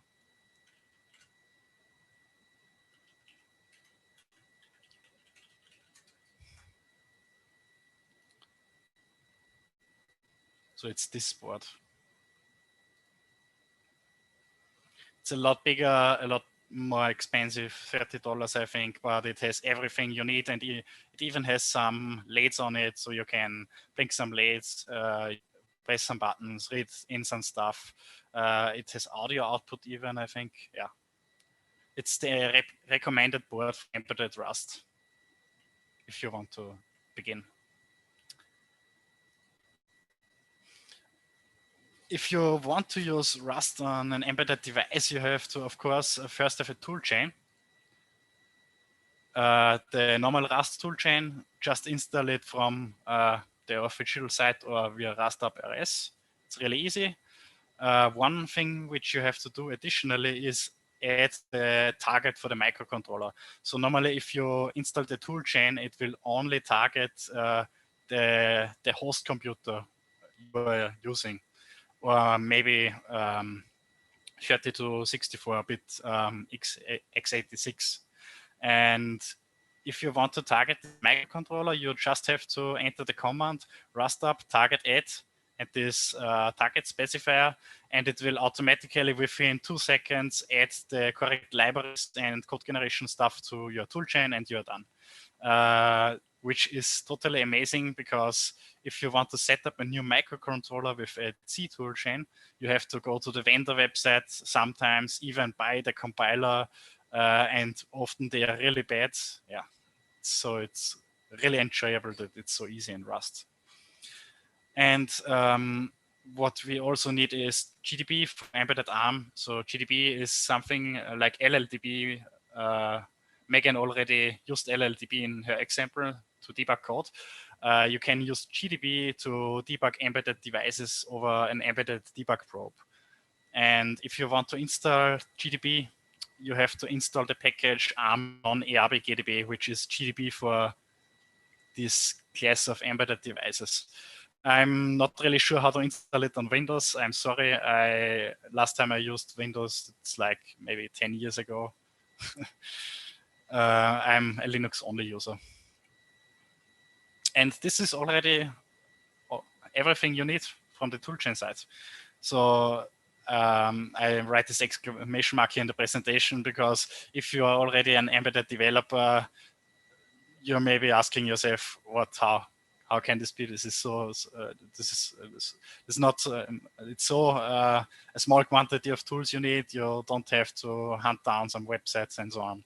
It's really easy to do. Okay, then let's start with the project setup. There is this cool Cortex-M Quick Start repository, which you can clone and use as a template for your project. And instead of following the presentation here, I think we will just do that. Let's do it. So this is the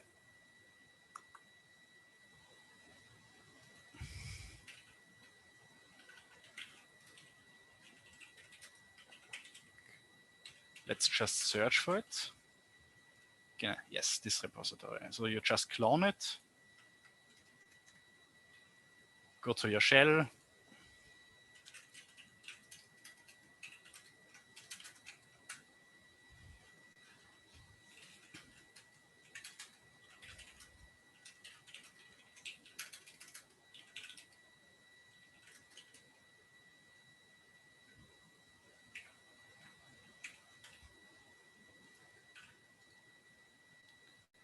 now you have a skeleton for the project. I will explain a couple of files. It's the normal cargo toml file. So you just set it up like always with a couple of differences. So let's just first enter a project name. Let's just call it demo. I think there is something I have to replace here also. It's called a binary demo. There are some libraries included here. which are basically support libraries to interact with the CPU and provide some helpers for debugging and so on. So you can just leave the libraries like they are here. Most of the time with Cortex-M, you will just use this setup. Then something else we have to change probably is the cargo configuration. So you may not notice, but there is the normal cargo. How do they call it? I think the package cargo toml. So it's the specifier for the package. And there's also this config file, which you can use to tweak some advanced configuration values. There's already a lot of stuff in here. We can just leave it. We just have to modify this line to select the correct architecture. There are a couple of different ARM microcontrollers, and this one uses a really specific instruction set.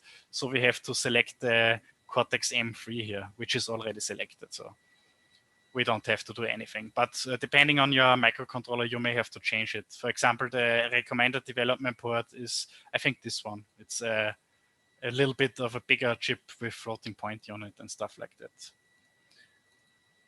Okay, the main file, it's just like your normal binary, except with these two lines here on the top. So normally you would have like just a fn main without any return code, and then you can start with your stuff. For embedded, you have to do a couple of tweaks. You have to add these two crate-wide arguments or properties.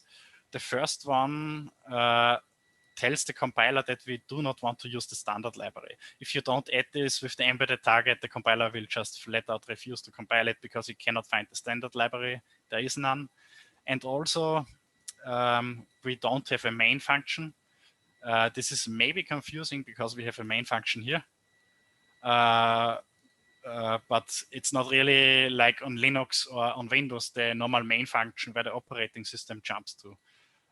If you compile something for Linux, Windows, or Mac OS, the compiler automatically generates something called the CRT. It's like the common runtime thing which sets up stuff for you that like the arguments to the program, the stack, the heap, and stuff like that. And memory management is also initialized, but we don't have this on embedded, so we have to add this no main attribute.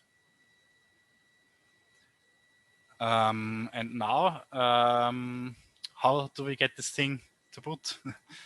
There is this cool macro, is a proc macro provided by the Cortex-M RT crate, which is essentially the implementation of the CRT stuff for embedded. So in this case, for embedded, it's not integrated into the compiler, but you have to opt into it and mark this main function with the attribute.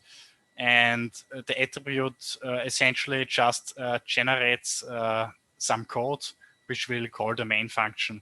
And in the main function, you're already safe. So you have common stuff like the stack is set up where your variables live. The memory is initialized to 0. You can, of course, also do this without the Cortex-M RT helper crate, but it's a lot of pain. I did that a couple of times before it was there. You have to write like maybe 2 or 3 functions to even get the thing running. Okay, let's try to compile it.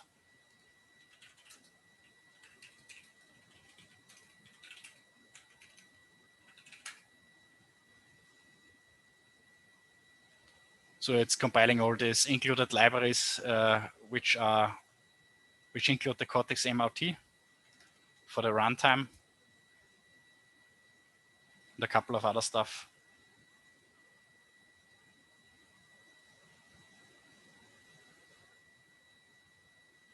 Yeah, and the Rust compiler is really slow.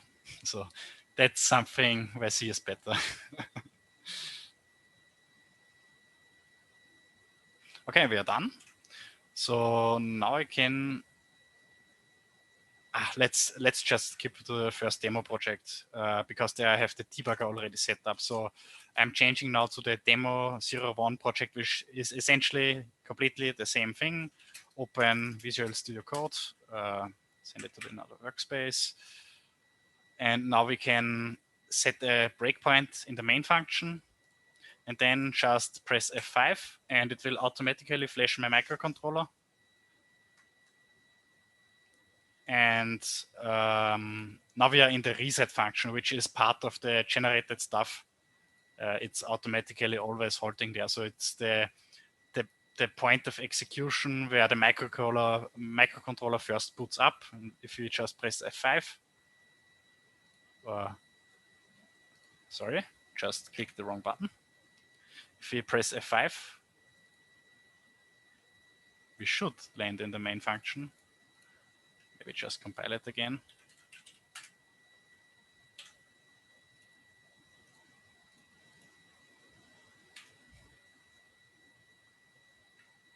Okay, now we are in the main function. Yeah, so we have a debugging setup on an embedded device. It doesn't really do much. It just enters a infinity loop, because if you don't put the loop there, and if you exit from the main function, you will just jump to some uninitialized code, and it would crash the whole microcontroller. So that's actually unsafe. That's the reason why we have this kind of function signature.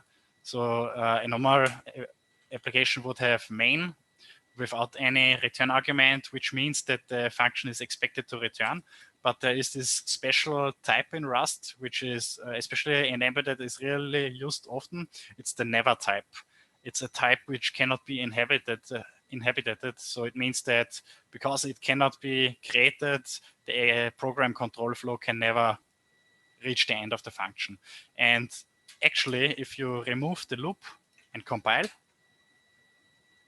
then the Rust compiler will already yell at you that you cannot exit this function. So like the error message is implicitly returns normal return, as its body has no tail or return expression expected found. So maybe this error message is not really great, but if you put the loop here, it should be safe again. You can compile it, you can run it. Roland, is it okay if I ask you questions that come in through Discord and are related to things you are currently showing, or do you want to postpone questions to? Somebody asked how you magically configured your Visual Studio Code to flash the board when starting the debugger. This seems to be something that people are really interested in. Yeah, and unfortunately, I don't really have a setup which is beginner friendly. I have some tools from work here with a special debug probe. I could show you how you would do it on the other device, on the recommended developer board, but I don't have one. That's perfectly fine. Maybe if the question can't be answered simply, then let's just postpone it. And I think Frank asked this question. Maybe you can get in contact with Roland directly on Discord, and you can have a chat later on. Is that okay for you? Yes. At the end of the presentation, I have some links with a reference to a really great book which explains in detail how to do all this stuff. And I skipped the stuff I don't have on purpose, because it wouldn't make any sense to show you something I don't have here. Okay, perfectly fine. Thank you for this answer. That's good. Thank you. Okay.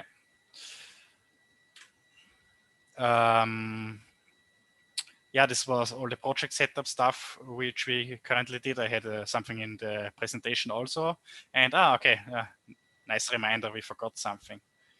There is this file called memory.x, which is part of the linker script. Normally, if you use Rust, you don't really have to interact with the linker script. Even if you program just C with GCC, you don't have the linker script. There is a default one always. But if you want to target an embedded device, you have to carefully specify where all the stuff goes in memory.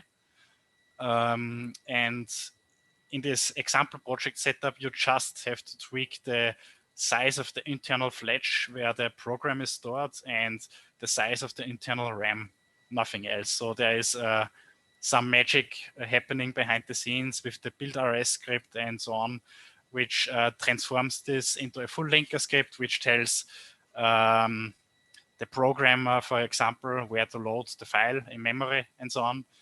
But in reality, you only have to specify this stuff, and normally you just look it up in the data sheet. You see, okay, this is the memory mapping.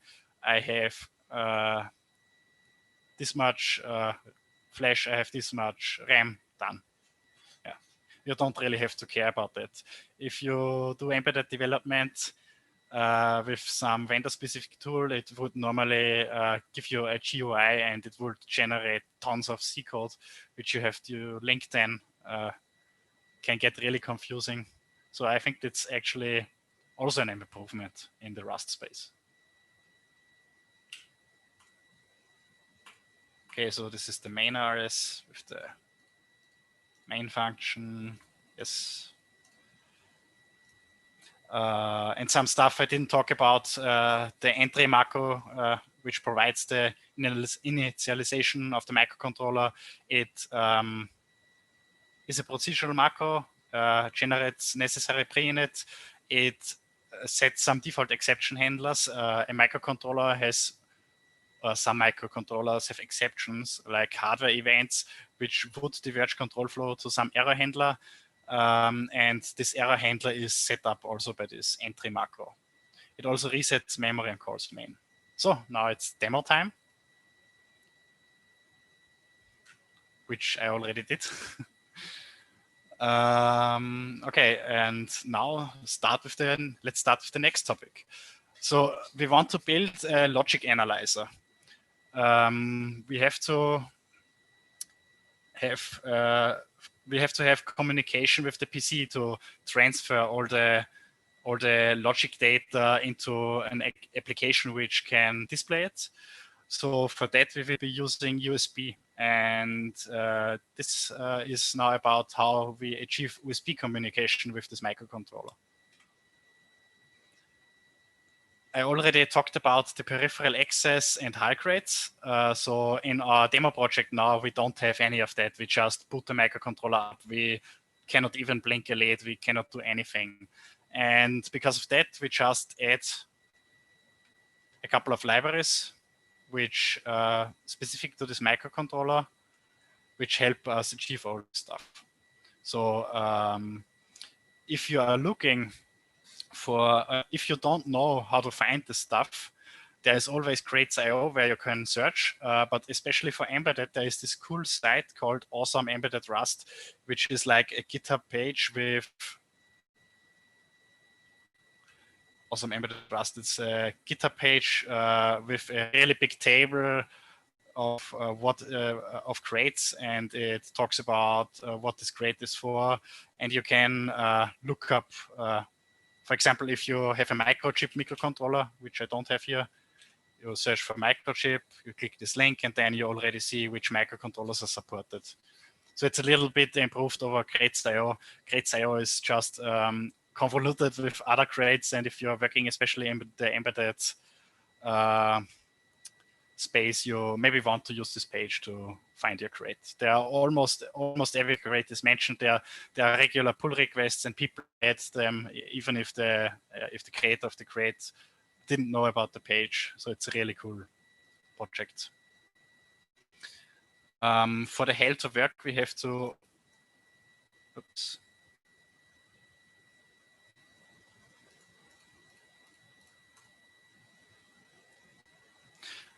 For the hell to work, we have to include it. So let's go to the second demo.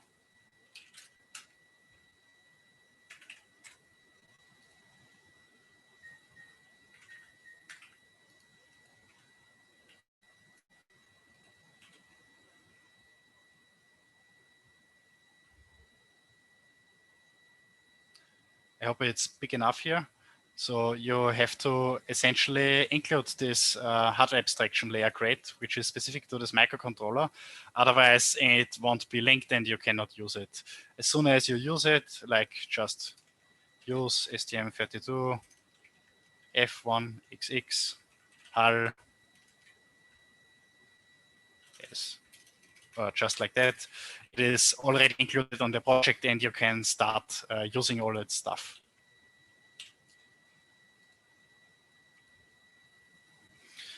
And now let's start to play with the first peripheral. So really doing something meaningful on a microcontroller.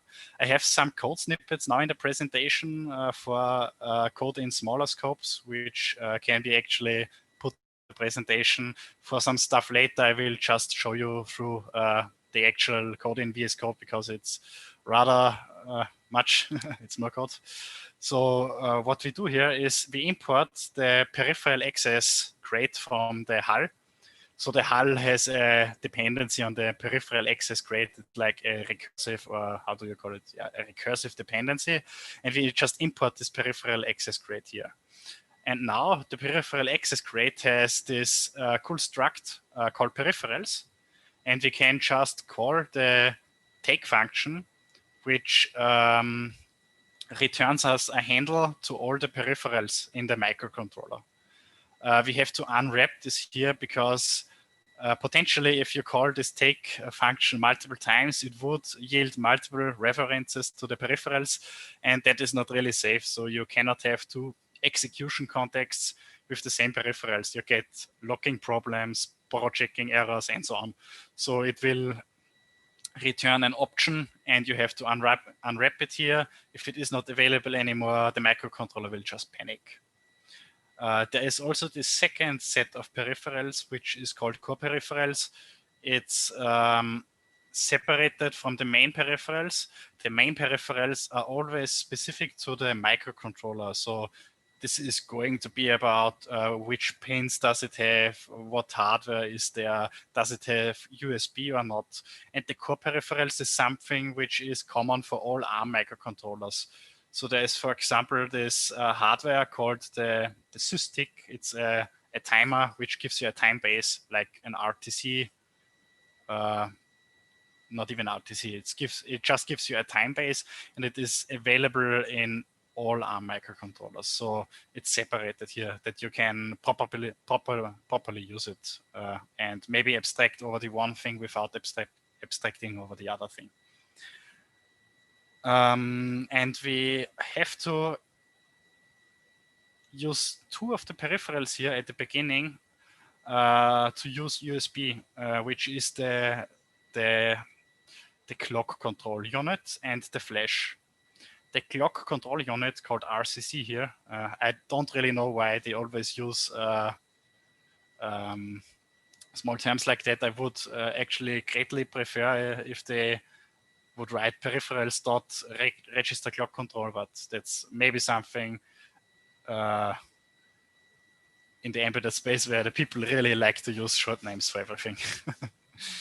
And the second peripheral we have to configure is the flash, because we want to change the clock speed of the microcontroller to actually reach clock speeds which we need for a USB.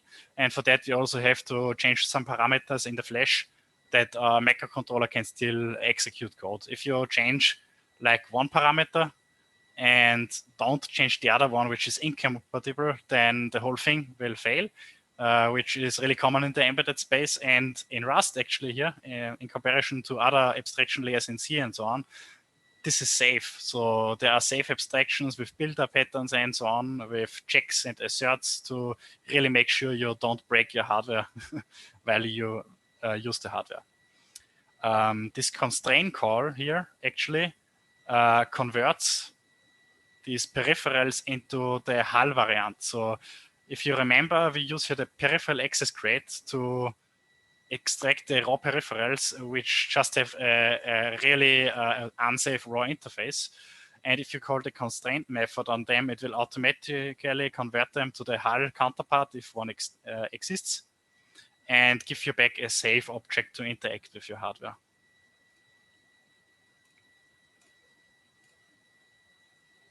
And I also have to say it's not completely safe. So it is much safer, but there are still some corner cases where you can break stuff. It's really hard to abstract this. The people in the embedded Rust community iterate on the design of the embedded hull now and then. There was a time where I think every month or so there was like a new idea how to make this even safer, but now it's relatively stuck. So we are already at a really good position. You don't have to fear that any of your code breaks because the interfaces are stable now, essentially. So like I already told you, the first thing we have to do on the microcontroller to have USB communication is to configure the clock. By default, this one runs at 8 megahertz or 4, I think. I don't really know. I have to look at the data sheet. And this is too slow. You need at least 24 megahertz of speed to achieve USB transfers with the lowest USB clock speed. I didn't actually know this before. This is one thing which gave me trouble for almost a week until I asked someone at my company how this stuff works. I never did anything with USB before, so this is also a first for me. What you do here is you call some builder pattern methods on this register clock control. The first one says we want to use the extern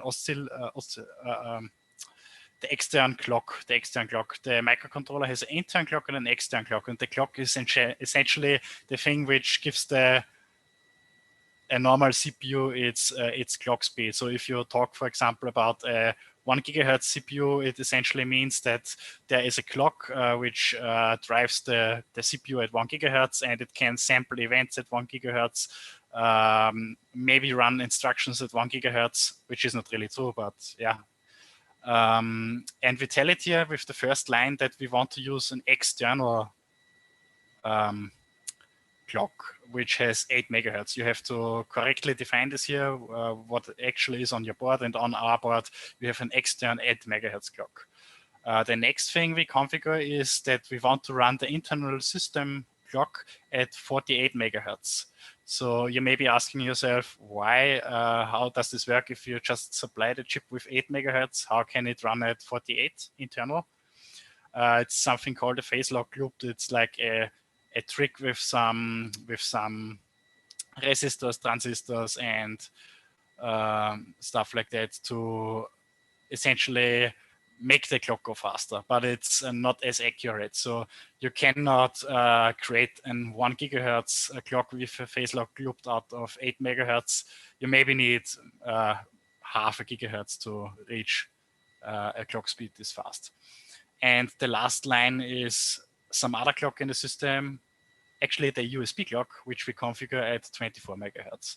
So the USB peripheral, if you don't configure this clock with 24 megahertz, the USB peripheral just won't work. So you'll just get some communication errors. It wouldn't make any sense to the USB bus if you send stuff too fast or too slow. And the last thing here is that we freeze the clock config. So all this builder stuff doesn't really apply anything. It just builds a configuration, and the freeze call will actually apply the configuration to the hardware. And you might also notice that we give a mutable reference to the flash peripheral here. This is something specific to this chip and to some others. If you change any clocks inside your chip and you don't reconfigure your flash where the instructions are read out to achieve execution, if you don't do this, it will not read correct bytes and instructions out of the flash. So you have to atomically also change at the same time the flash configuration, that it knows about your new clock speed, that it keeps working. And this is here nicely abstracted. In C code, you would write maybe like 200 lines of code of shifting stuff into registers, making sure you have the correct timing and freezing the flash before and not after and stuff like that. And it's really easy here. And the last line here is we assert that the USB clock is valid. So this assert essentially checks if we have the correct clock for USB. If USB cannot work with this clock, it will just panic in this case with the assertion. And usually the stuff outside of the Rust embedded space would be generated by some GUI or even website where you enter, hey, I want to have this microcontroller and I will be using USB. So you have to configure the clock like that, and it will spit out a couple of lines of C code, which are not flexible at all. So you have a static configuration. In Rust, you have the possibility to easily change this configuration while running the microcontroller. And in C, it really gets hard and completely unsafe. So you can break everything by just shifting some lines up and down, changing the order of register access and so on, which can be really hard. But in Rust, it's abstracted in a nice way. And it also compiles down to almost the same code as you would write manually, with the exception that you probably wouldn't manually assert in a microcontroller program for the valley clock. It's just something I did here to show off cool features, but I don't think you normally would do that. I never do it in C, so.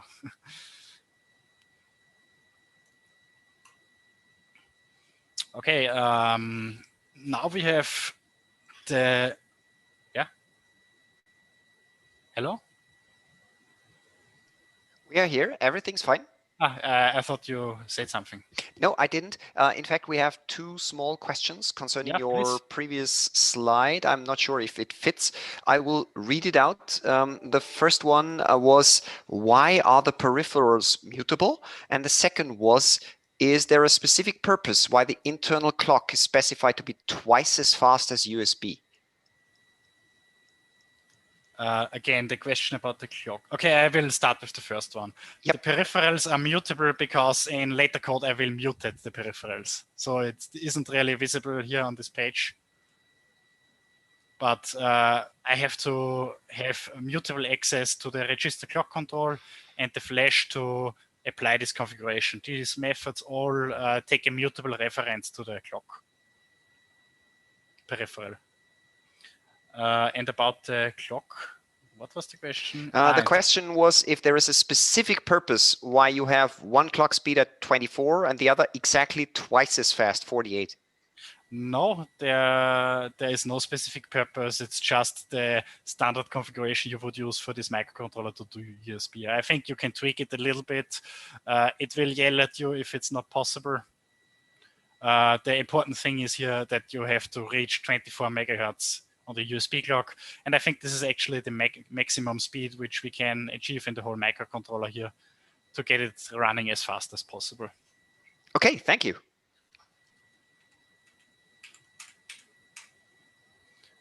So the next thing in USB communication, if you attach a USB device to your computer, normally there happens something called the USB reset at first. So it's like a mini handshake over one of the USB pins where the device pulls the pin to low voltage to 0 volt and then releases it again to floating, which tells the host USB controller that a new device is attached and you can start working now and try to communicate with the device. We have to actually do this manually because the USB stack I will be using later, which is already implemented completely, so I don't have to write a driver for USB or any USB specific code really.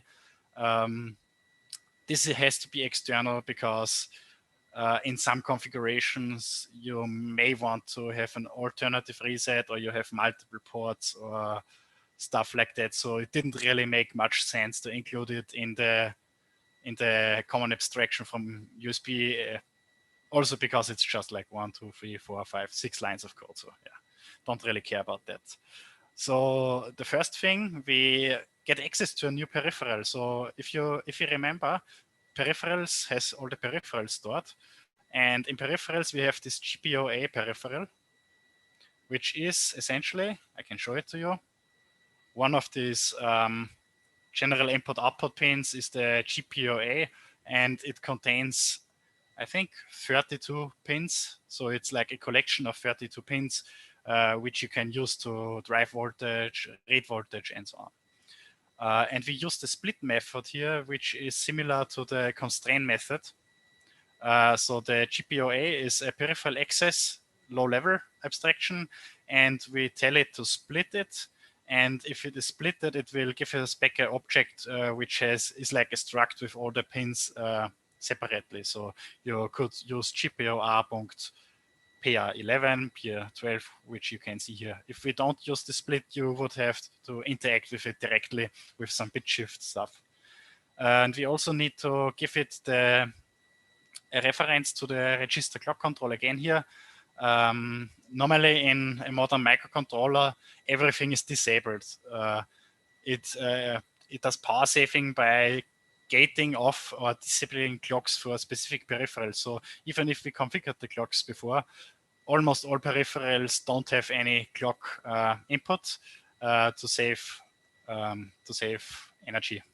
And if we split this peripheral and give the reference to the correct bus where it is attached to, it will automatically enable the peripheral. So in C code, we would also have to shift some bits into the APB2 and then access the GPOA. Here we can do it in one line safely. The second line extracts the DP pin, which is PR12 on this board. The DP is it's just a short term for the USB DP pin. So it's really a pin already in every USB cable. Like this cable, it has a USB DP pin, which is used for doing the initial reset and handshake. And we also need the DM pin for later, which will be used by the abstraction. And now we can set this pin to low, delay execution for a little bit, and then set it to a floating input again. So this converts the pin to an output pin. This line will set the output to low. This line will wait for a little bit, I think 100 milliseconds in this case. This is not really abstracted nicely, but I only use this kind of delay once in the whole code, so whatever. And here we convert DP back to an input pin because we need it as an input later.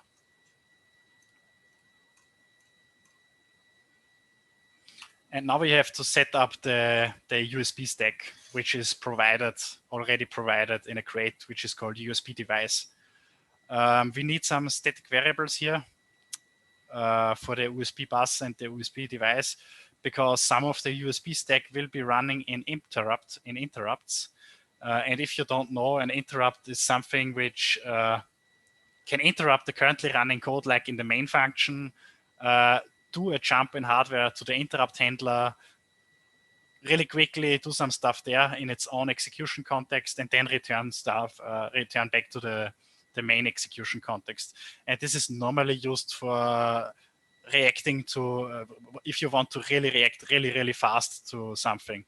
If you don't have interrupts, you would have to poll for everything in a main loop, and it would become really almost impossible to react to anything in real time.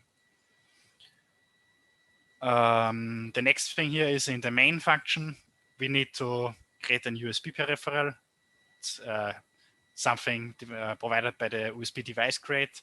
You just create a peripheral, give it access to our actual hardware USB peripheral. So this is an abstraction layer. And this here, we give it access to the integrated USB controller. And here we give it access to the 2 pins we extracted because it has to do some stuff on these pins too. And then we wrap this all up in a bus, and then we use a really cool USB device builder pattern where we can specify the attributes of this device. So what is the USB vendor ID? What is the USB product ID? How is the manufacturer called? What product it is? And here I can just use again a builder pattern and just call build, and it will, in this case, build really complicated code, which sets up the USB device for this configuration. So in C, you would even with a good abstraction, you would have to write, I don't know, maybe 200 lines of code. And this is 2 lines of code. I mean, the line wrapping here is a little bit bad, but it's a really nice, short, safe abstraction again. And we also have to enable interrupts, which is unsafe. So stuff like preempting execution and jumping to another function at every place of code potentially is unsafe. So you have to use unsafe code in this case. Of course, I try to use it safely, but the operation in itself is unsafe. If you just call this function without taking care, your program may just crash. And also in the main function, we keep the CPU idle. Before we had the infinity loop, which would essentially cause the CPU to just jump up and down in full speed and draw power. It's like a power virus. And if you call this function, the wait for interrupt instruction, the microcontroller will suspend execution until the next interrupt. And because we do not want to do anything in the main routine here, we can just wait and save some energy. And next is we have to drive the USB stack. So again, we enabled interrupts, and now we have to specify interrupt handlers, which are functions also marked with a special attribute. The entry is like the reset function. In principle, is also some kind of interrupt main function. And if you mark these functions with interrupt, it will automatically generate an interrupt handler for, in this case, the USB HAPI CAN TX something and USB LP CAN RX. So in this case, it would fire, it would jump to this function if the USB peripheral could transmit stuff, and it would jump to this function if the USB peripheral could receive stuff. So if it gets new data, it would call this method, and if it can write new data, it would call this. And I handle it in the same function, which just acquires the global, the static, the static USB device, which we saved in the static context, unsafely accesses it, which is safe in this case, and we don't need a mutex or anything like that because the microcontroller is not multi-threaded and it doesn't have multiple cores, so we can, in many cases, safely ignore some stuff which we could not ignore in normal operating system level code or in some processor operating system which uses multiple cores. And on the USB device, we just call POL, and POL is implemented in this USB device abstraction, and it does all the magic to have USB communication. Okay, demo time. The demo here, let's build it.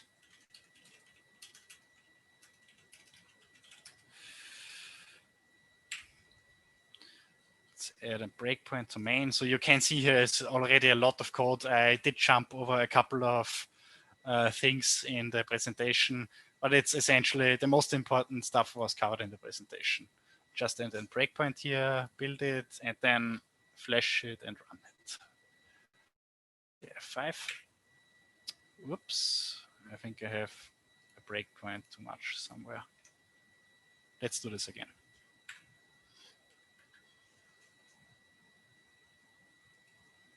Okay, now the microcontroller is running. And I already have this USB cable attached to it. And I can now go to my shell and look at the kernel log. It's the Linux kernel log. It would show me stuff like a new USB device is attached. And if I plug it into my PC now, you can see the USB device communicated with the PC. It did a handshake, and it already transmitted stuff like, okay, this is the vendor ID, which, if you can remember, we add that beef to ID product and ID vendor. It also tells me the manufacturer and stuff like that. And we can also use ls USB now, and we can see this device is now attached here.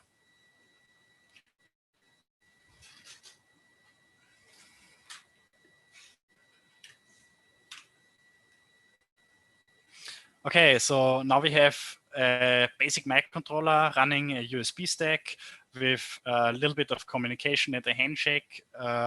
Now we have to specify a protocol commands we want to send to it to implement our logic analyzer. So we need commands sent to the device from the computer.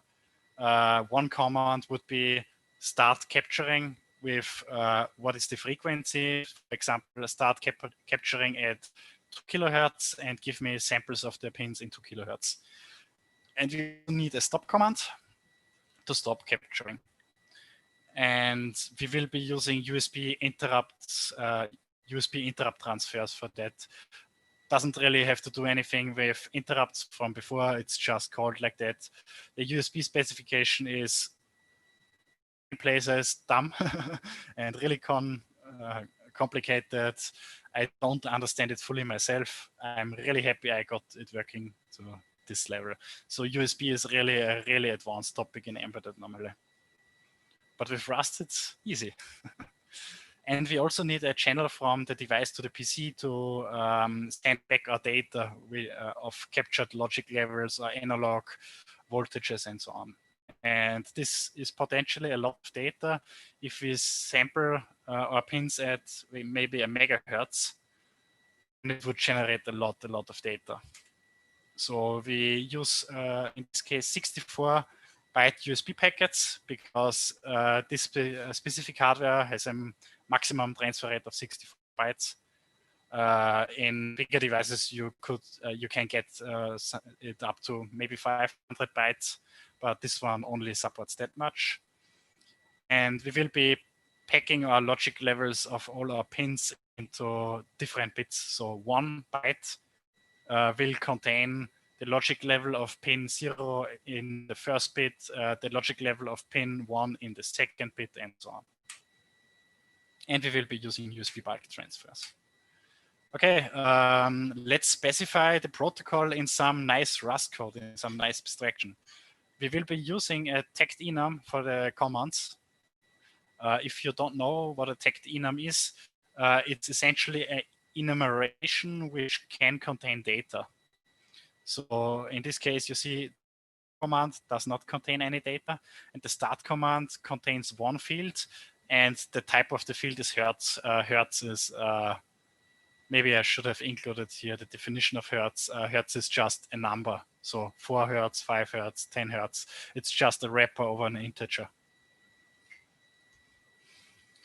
Then we need to specify how we want to encode this command on the actual USB communication. So you could use, for example, 30 to convert this command into a JSON string or convert it into some non-efficient binary, but that's not really efficient enough and also would be maybe a little bit too complicated or too much for this example. So we will just write serialization or deserialization of this command by hand. So we specify the bytes for stop and start, what they mean. So for stop, we will use byte 0. And for start, this would automatically use 1 here. So if you specify 0 in the first element of an enum, it would continue to set the next element to 1, the next to 2, and so on. And we also add this repr U8, which is something really cool. You define the in-memory representation of this data type, which is something which is not really possible in standard C.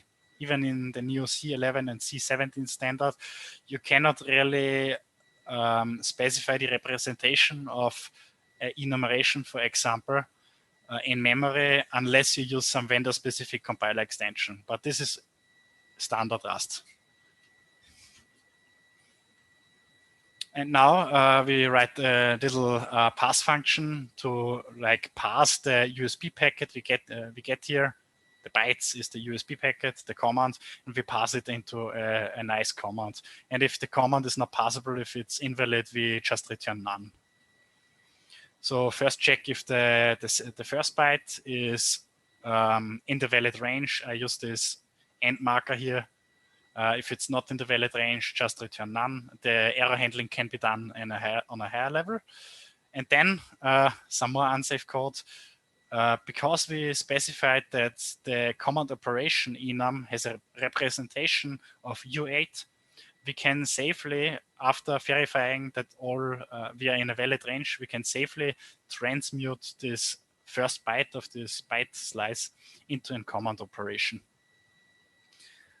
This would be unsafe if you do not do this check. For example, if the first byte is of value 25 and you transmute the first byte to a command operation, but the command operation can only inhabit 0, 1, and 2, this would be undefined behavior. I mean, in practice, it doesn't really matter, but I like to keep it like that because I had already cases, especially with C compilers, where after a compiler update, they change some behavior around that. And if you use undefined behavior, yeah, you get punched.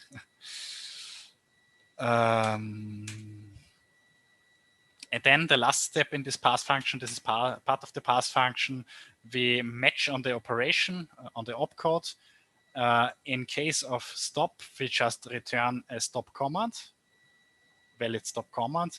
And in case of start, we also have to extract the frequency, which is located in bytes 1 to 4, here with an exclusive range.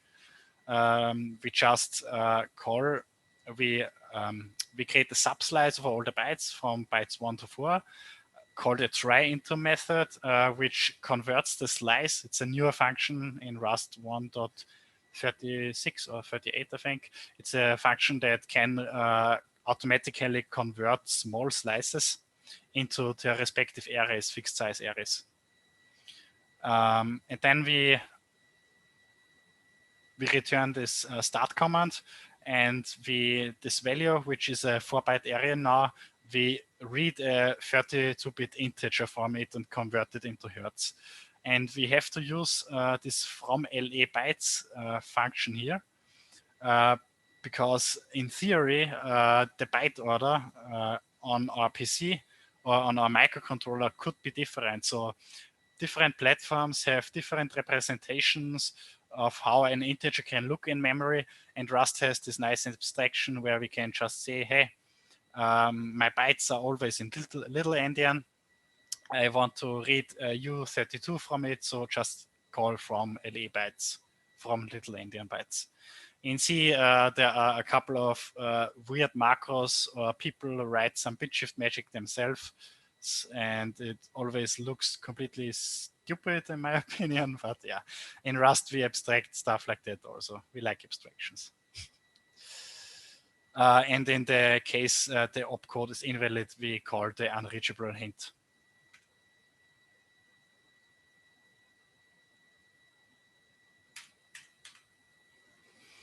Okay, now we have USB communication. We have a protocol over USB. I will leave out some parts about how I encode the data, how I exactly encode the data which is sent back to the computer. It's a little bit too much code. The second thing we need from Roland, can I interrupt you? And there Yeah. is one question in Discord. I think it would be best if you take a look at it, because I'm not sure if I understand it fully. I think The it's technical discussion. if you added a function to create the command op enum from a number. Sadly, try_from is not supported without STD. Yeah, I actually had code like that with the nightly compiler before, but I decided I want to make it a little bit smaller and stick with the stable compiler toolchain to not overcomplicate stuff. But not Matthias, you're right. You could make this a little bit better, but it's how I decided to do it, especially to keep using the stable compiler. Okay, the capture timer. So we have USB communication. Now we need some sort of event generated at the frequency we specified with our command, which says start sampling at 5 megahertz. We need something which generates events at 5 megahertz frequency. And for that, we create an abstraction over one of the timers in our system. So I created this enum, the capture timer here, which again is a tagged enum with different states. The timer can be uninitialized. This is used because I create the timer in a static scope, and you cannot initialize something static without the const function, and the uninitialized variant is used at the beginning at startup to tell users of the capture timer that it is not initialized yet. And then it has a mode where it is enabled. In this mode, we just store a hardware timer in it. So we need to keep around the reference to the actual hardware here. This is the TIM2 is something from the peripheral access, and the countdown timer is an abstraction to count down from embedded HAL. And we also have a disabled mode where we store again the timer 2 in a disabled mode. And for this capture timer, we just have two methods, start and stop. The start function takes a frequency and configures the timer to generate events at this frequency. We have another question. Yeah, just came in. Yeah. Do you use an RTOS for your embedded Rust project, or is async sufficient? I am missing the link, was interrupted by my child too. Is processing only in the interrupt context? For this project, I'm not using a real-time operating system because I wanted to show off bare metal embedded Rust. It could be maybe a more advanced talk to use some sort of operating system. There are a couple of Rust operating systems for embedded devices already, but that's not really the topic of this talk. And async code, was there already a talk at Rust Linz about async? No, it wasn't. Okay, yeah, maybe just leave that out. It's complicated outside of outside of STD, and it is even more complicated in embedded. I actually tried to make some async stuff, but I figured it would be too much to cover. Okay, so we have a start function.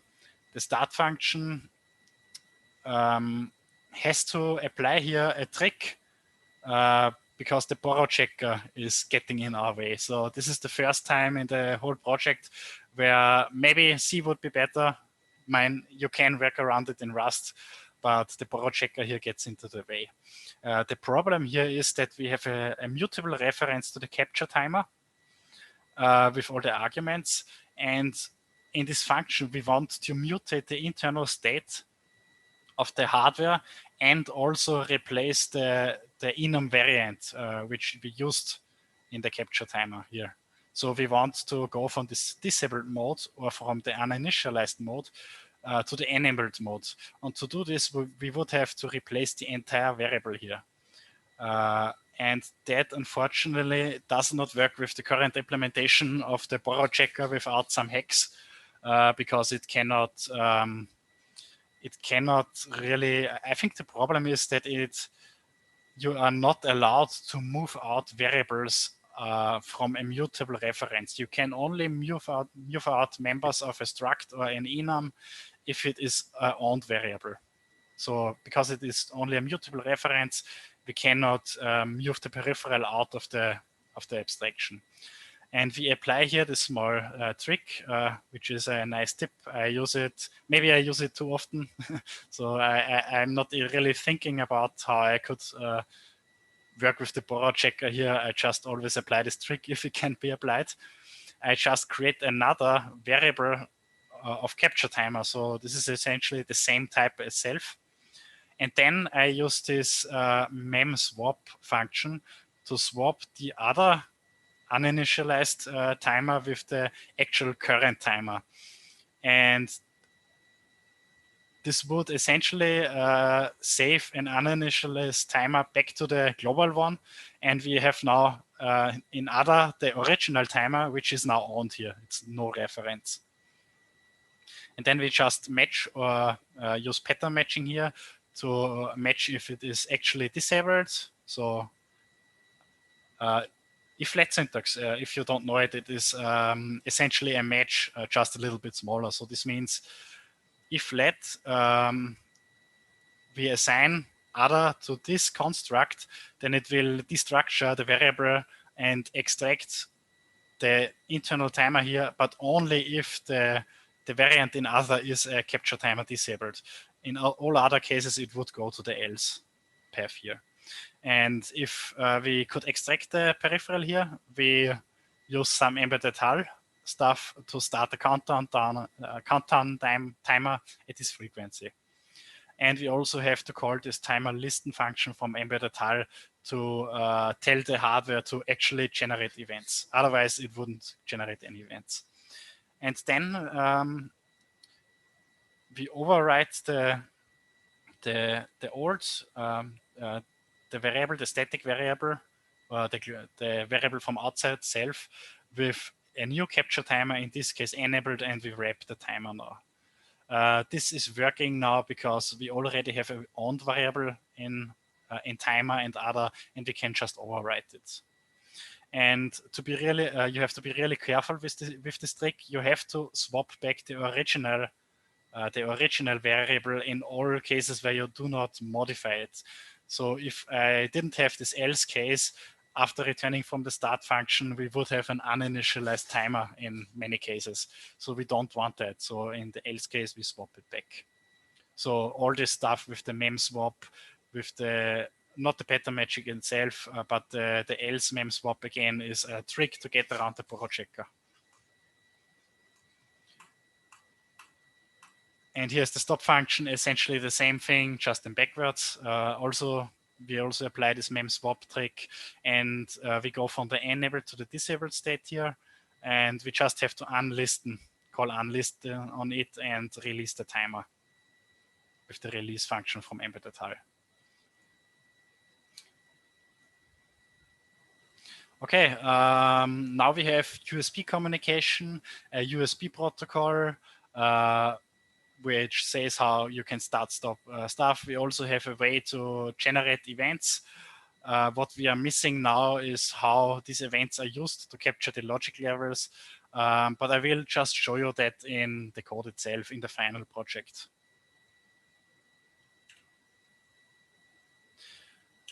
Okay. I think I called it logic analyzer.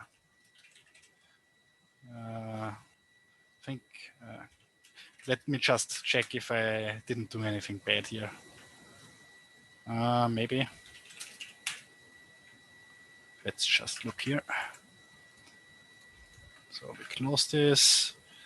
We have the new Visual Studio with the complete project now, which contains the protocol we implemented over USB, some random file I can delete, and the main with the setup for the USB communication. And also there is now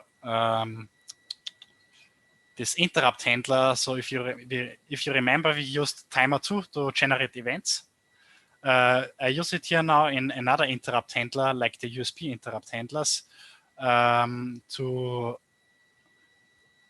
go here over all the pins, which are stored in another static global variable, which are just GPIOs in this case. And I use here a loop with an iterator to go over all the pins and then shift the pins into this value byte. So this essentially checks if a pin is high or low and then encodes the value into this one sample. So this would be one sample of the logic analyzer. And then it is written here with some buffering into a USB packet and transferred over USB. It's also the code. I will not really explain this code. It's a little bit too much code. You can later look at the project yourself. And I will also add lots of more comments. So I'm not really done with the documentation yet. But when I set the repository public tomorrow, I will also add some documentation here. And also,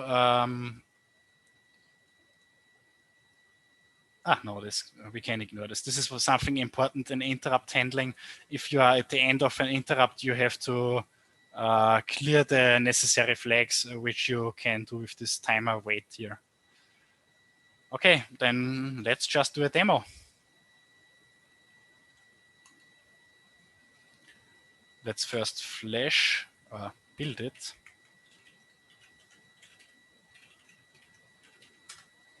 Already built. Okay, then we can flash it, press this button.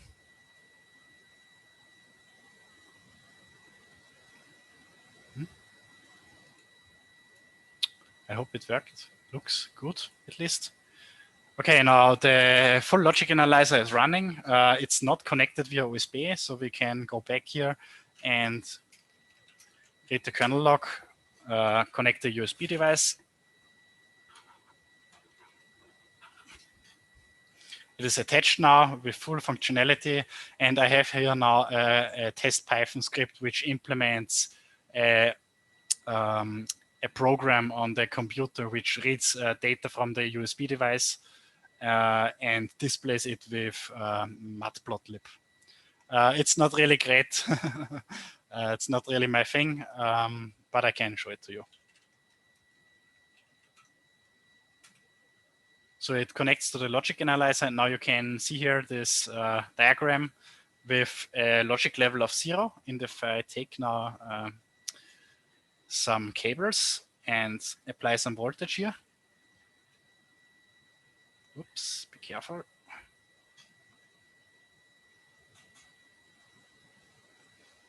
Unfortunately, I don't have a better setup because my original board broke, so you have to wait a little bit. But I'm okay. The correct pin. Did you see that? So I changed the logic level of one of the pins here by fiddling around with wires. Then another pin, I think, yeah. And also here, yeah. So we have 4 different pins, and it is reading the data now in real time and plotting it here. And I think it's running at testpy. It's running at some USB code here at 1 kilohertz. It's running at 1 kilohertz. I also have another demo, which unfortunately I did not finish. It's working a little bit. There are, of course, some tools, also open source tools, which let you use logic analyzers or other devices like that. And I implemented a backend for my logic analyzer for the SIGROC and PulseView tools, which are some tools to decode protocols, use logic analyzers, and do stuff like that. And if I CD here, here's the backend I implemented. Then I have to use ND preloads to load the actual backend and start PulseView. Can you read that, or is it too small? It's a little bit too small if we need to read it, but we see a little bit. Unfortunately, I cannot zoom in here. Yeah.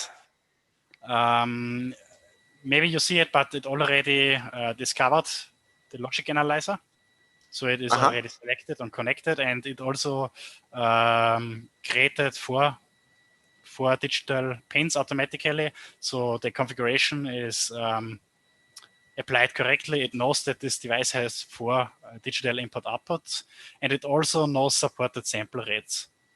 So let's just select capture 100 million samples at 50 kilohertz and start. And now it's... I have to restart the logic analyzer. That's a bug. Because I used it with the other tool before, and the other tool doesn't really deinitialize the stuff. So I have to start it again. Okay, start. Then connect it again. And now go back to the... Yeah, no. Yeah.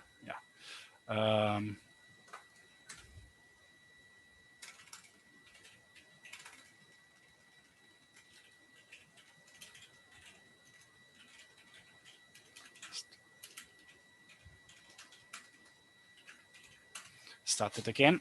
And the device is not discovered right now. I think I will just unplug the debugger. I think it's interrupting something right now. That's strange. Maybe flash it again. So yeah, you have to struggle with this kind of stuff sometimes. Not everything is always perfect. So 5. Segmentation fault.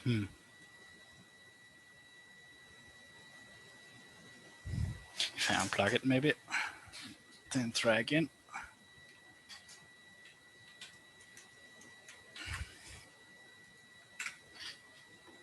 Okay, even less good.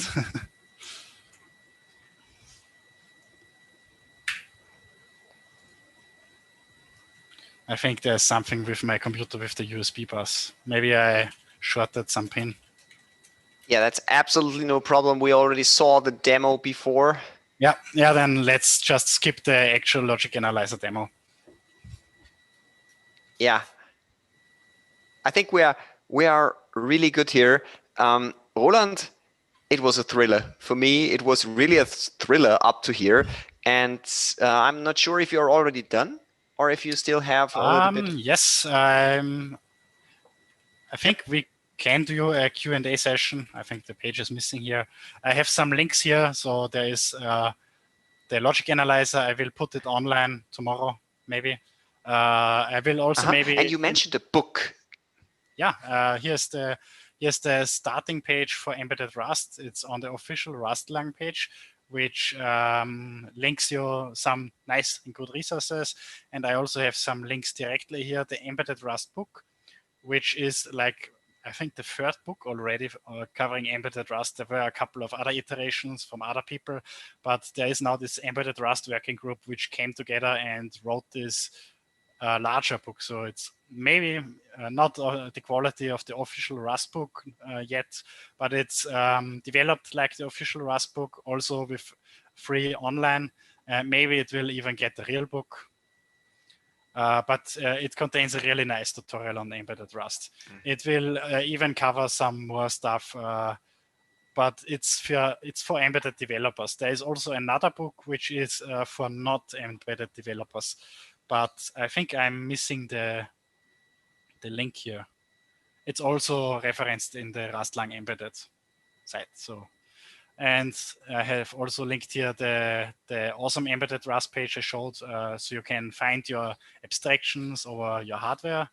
And I also referenced the documentation to the embedded hull. So embedded hull, how can I click? So it's the really top level abstraction over all the different microcontrollers, all which they have common. Stuff like analog digital converters, digital input outputs, which we used, timers, some serial port stuff, and no USB, unfortunately. This is in a separate project, the USB device project, but it will maybe be upstream to the embedded hull also. Okay. Okay, thank you very much. You know, embedded programming is far away from what I do, but I was absolutely fascinated from what you showed, because we had already some talks where we saw some introduction level talks about Rust, and I'm sure a lot of people who were in this meetup and who watched your presentation maybe are just on a level where they are curious, and now we, for the first time in this meetup at least, saw somebody really building some low-level system programming stuff, which Rust is definitely great. Not only this area, but it is definitely great. And it was super, super interesting. For me, it was really like a thriller, how all this stuff worked and so on. And yeah, it made me want to experiment more in that area. Thank you very much for this inspiring talk. We have one question from not Matthias left. He just posted it on Discord. Maybe we can close with that. If there are additional questions, I'm pretty sure that you, Roland, will take time to answer it. You are already also on Discord. For those of you who already need to run, thank you very much for coming to this Rust meetup. We really hope that you will join us next time when we have again some interesting language stuff. We will have a session about traits and some interesting low-level stuff. I think not Matthias will talk about writing kernel drivers with Rust.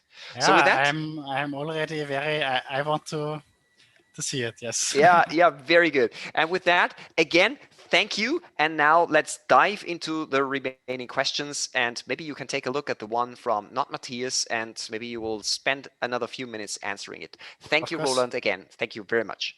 So, not Matthias asks, are there areas where C++ is better than Rust? He maybe knows it himself because he is the guy who will give the talk about writing kernel modules for the Linux kernel in embedded Rust or in Rust. I think C is better for writing Linux kernel modules right now because we are missing a lot of abstractions. I already played around with writing Rust in the kernel also, but it's not major yet in any way. So where C and C++ has a place is in systems which already use it, or yeah, it's one of the things. One other thing where I think C has a better chance to stay is in the safety critical systems. At work, I work with safety critical systems from day to day. Safety critical systems are embedded systems which have a lot of problems with validation. So, for example, the automotive industry has to make sure that their software does exactly what they want to do. They use verification, even sometimes mathematical proofs and so on. And Rust has better tools for that built in, but there are definitively tools for subsets of C which can do this stuff a lot better. And also the Rust compiler is not verified for any kind of safety critical usage, which also rules out Rust in this space. But I already read a little bit about it from other people. I cannot really remember. Other people in the Rust embedded space are trying to get Rust into the automotive space and into the safety space. Okay, the next question is, what do you think about async on embedded devices? Is there a similar thing in C++? Yeah, async in embedded devices is really cool. I actually am currently experimenting writing a kernel driver, no, not a kernel driver, sorry, a kernel, operating system kernel in Rust. And I am employing a couple of the async functionalities to abstract over some blocking and non-blocking input-output hardware stuff. And is there a similar thing in C++? Right now, there are some libraries which you can use. There is also already a library which essentially copied the async, the kind of async interface Rust is using in a manner C++ can use. It's not really widely used, but it's a cool experiment. And in the new C++, I think 20 or 2A, 2B standard, there are actually coroutines, which is another implementation of how to interact with non-blocking devices, non-blocking files and stuff like that, which uses a little bit more resources than what Rust can do, which is actually really cool. So C++, the classic really low-level language, builds a new abstraction with the coroutines for this kind of stuff. And Rust already has something working which should be more efficient. Maybe the compiler can improve a little bit how it compiles the async code, but I think Rust is at the top right now. Do we have any other questions? I am monitoring Discord and I don't think we have. So with that, I would say let's call it a day. Thank you again for this great presentation. I already read some comments on Discord that people really liked your presentation. We will definitely put the recording on YouTube as soon as possible, because many people will be interested in this kind of stuff, and they will take a look at your GitHub repository. And yeah, thank you again. That's all I can say for today. Roland, enjoy the rest of the evening. Thank you. Thank you for everybody who was there. And yeah, see you next month at the next Rust meetup here in Linz. Bye.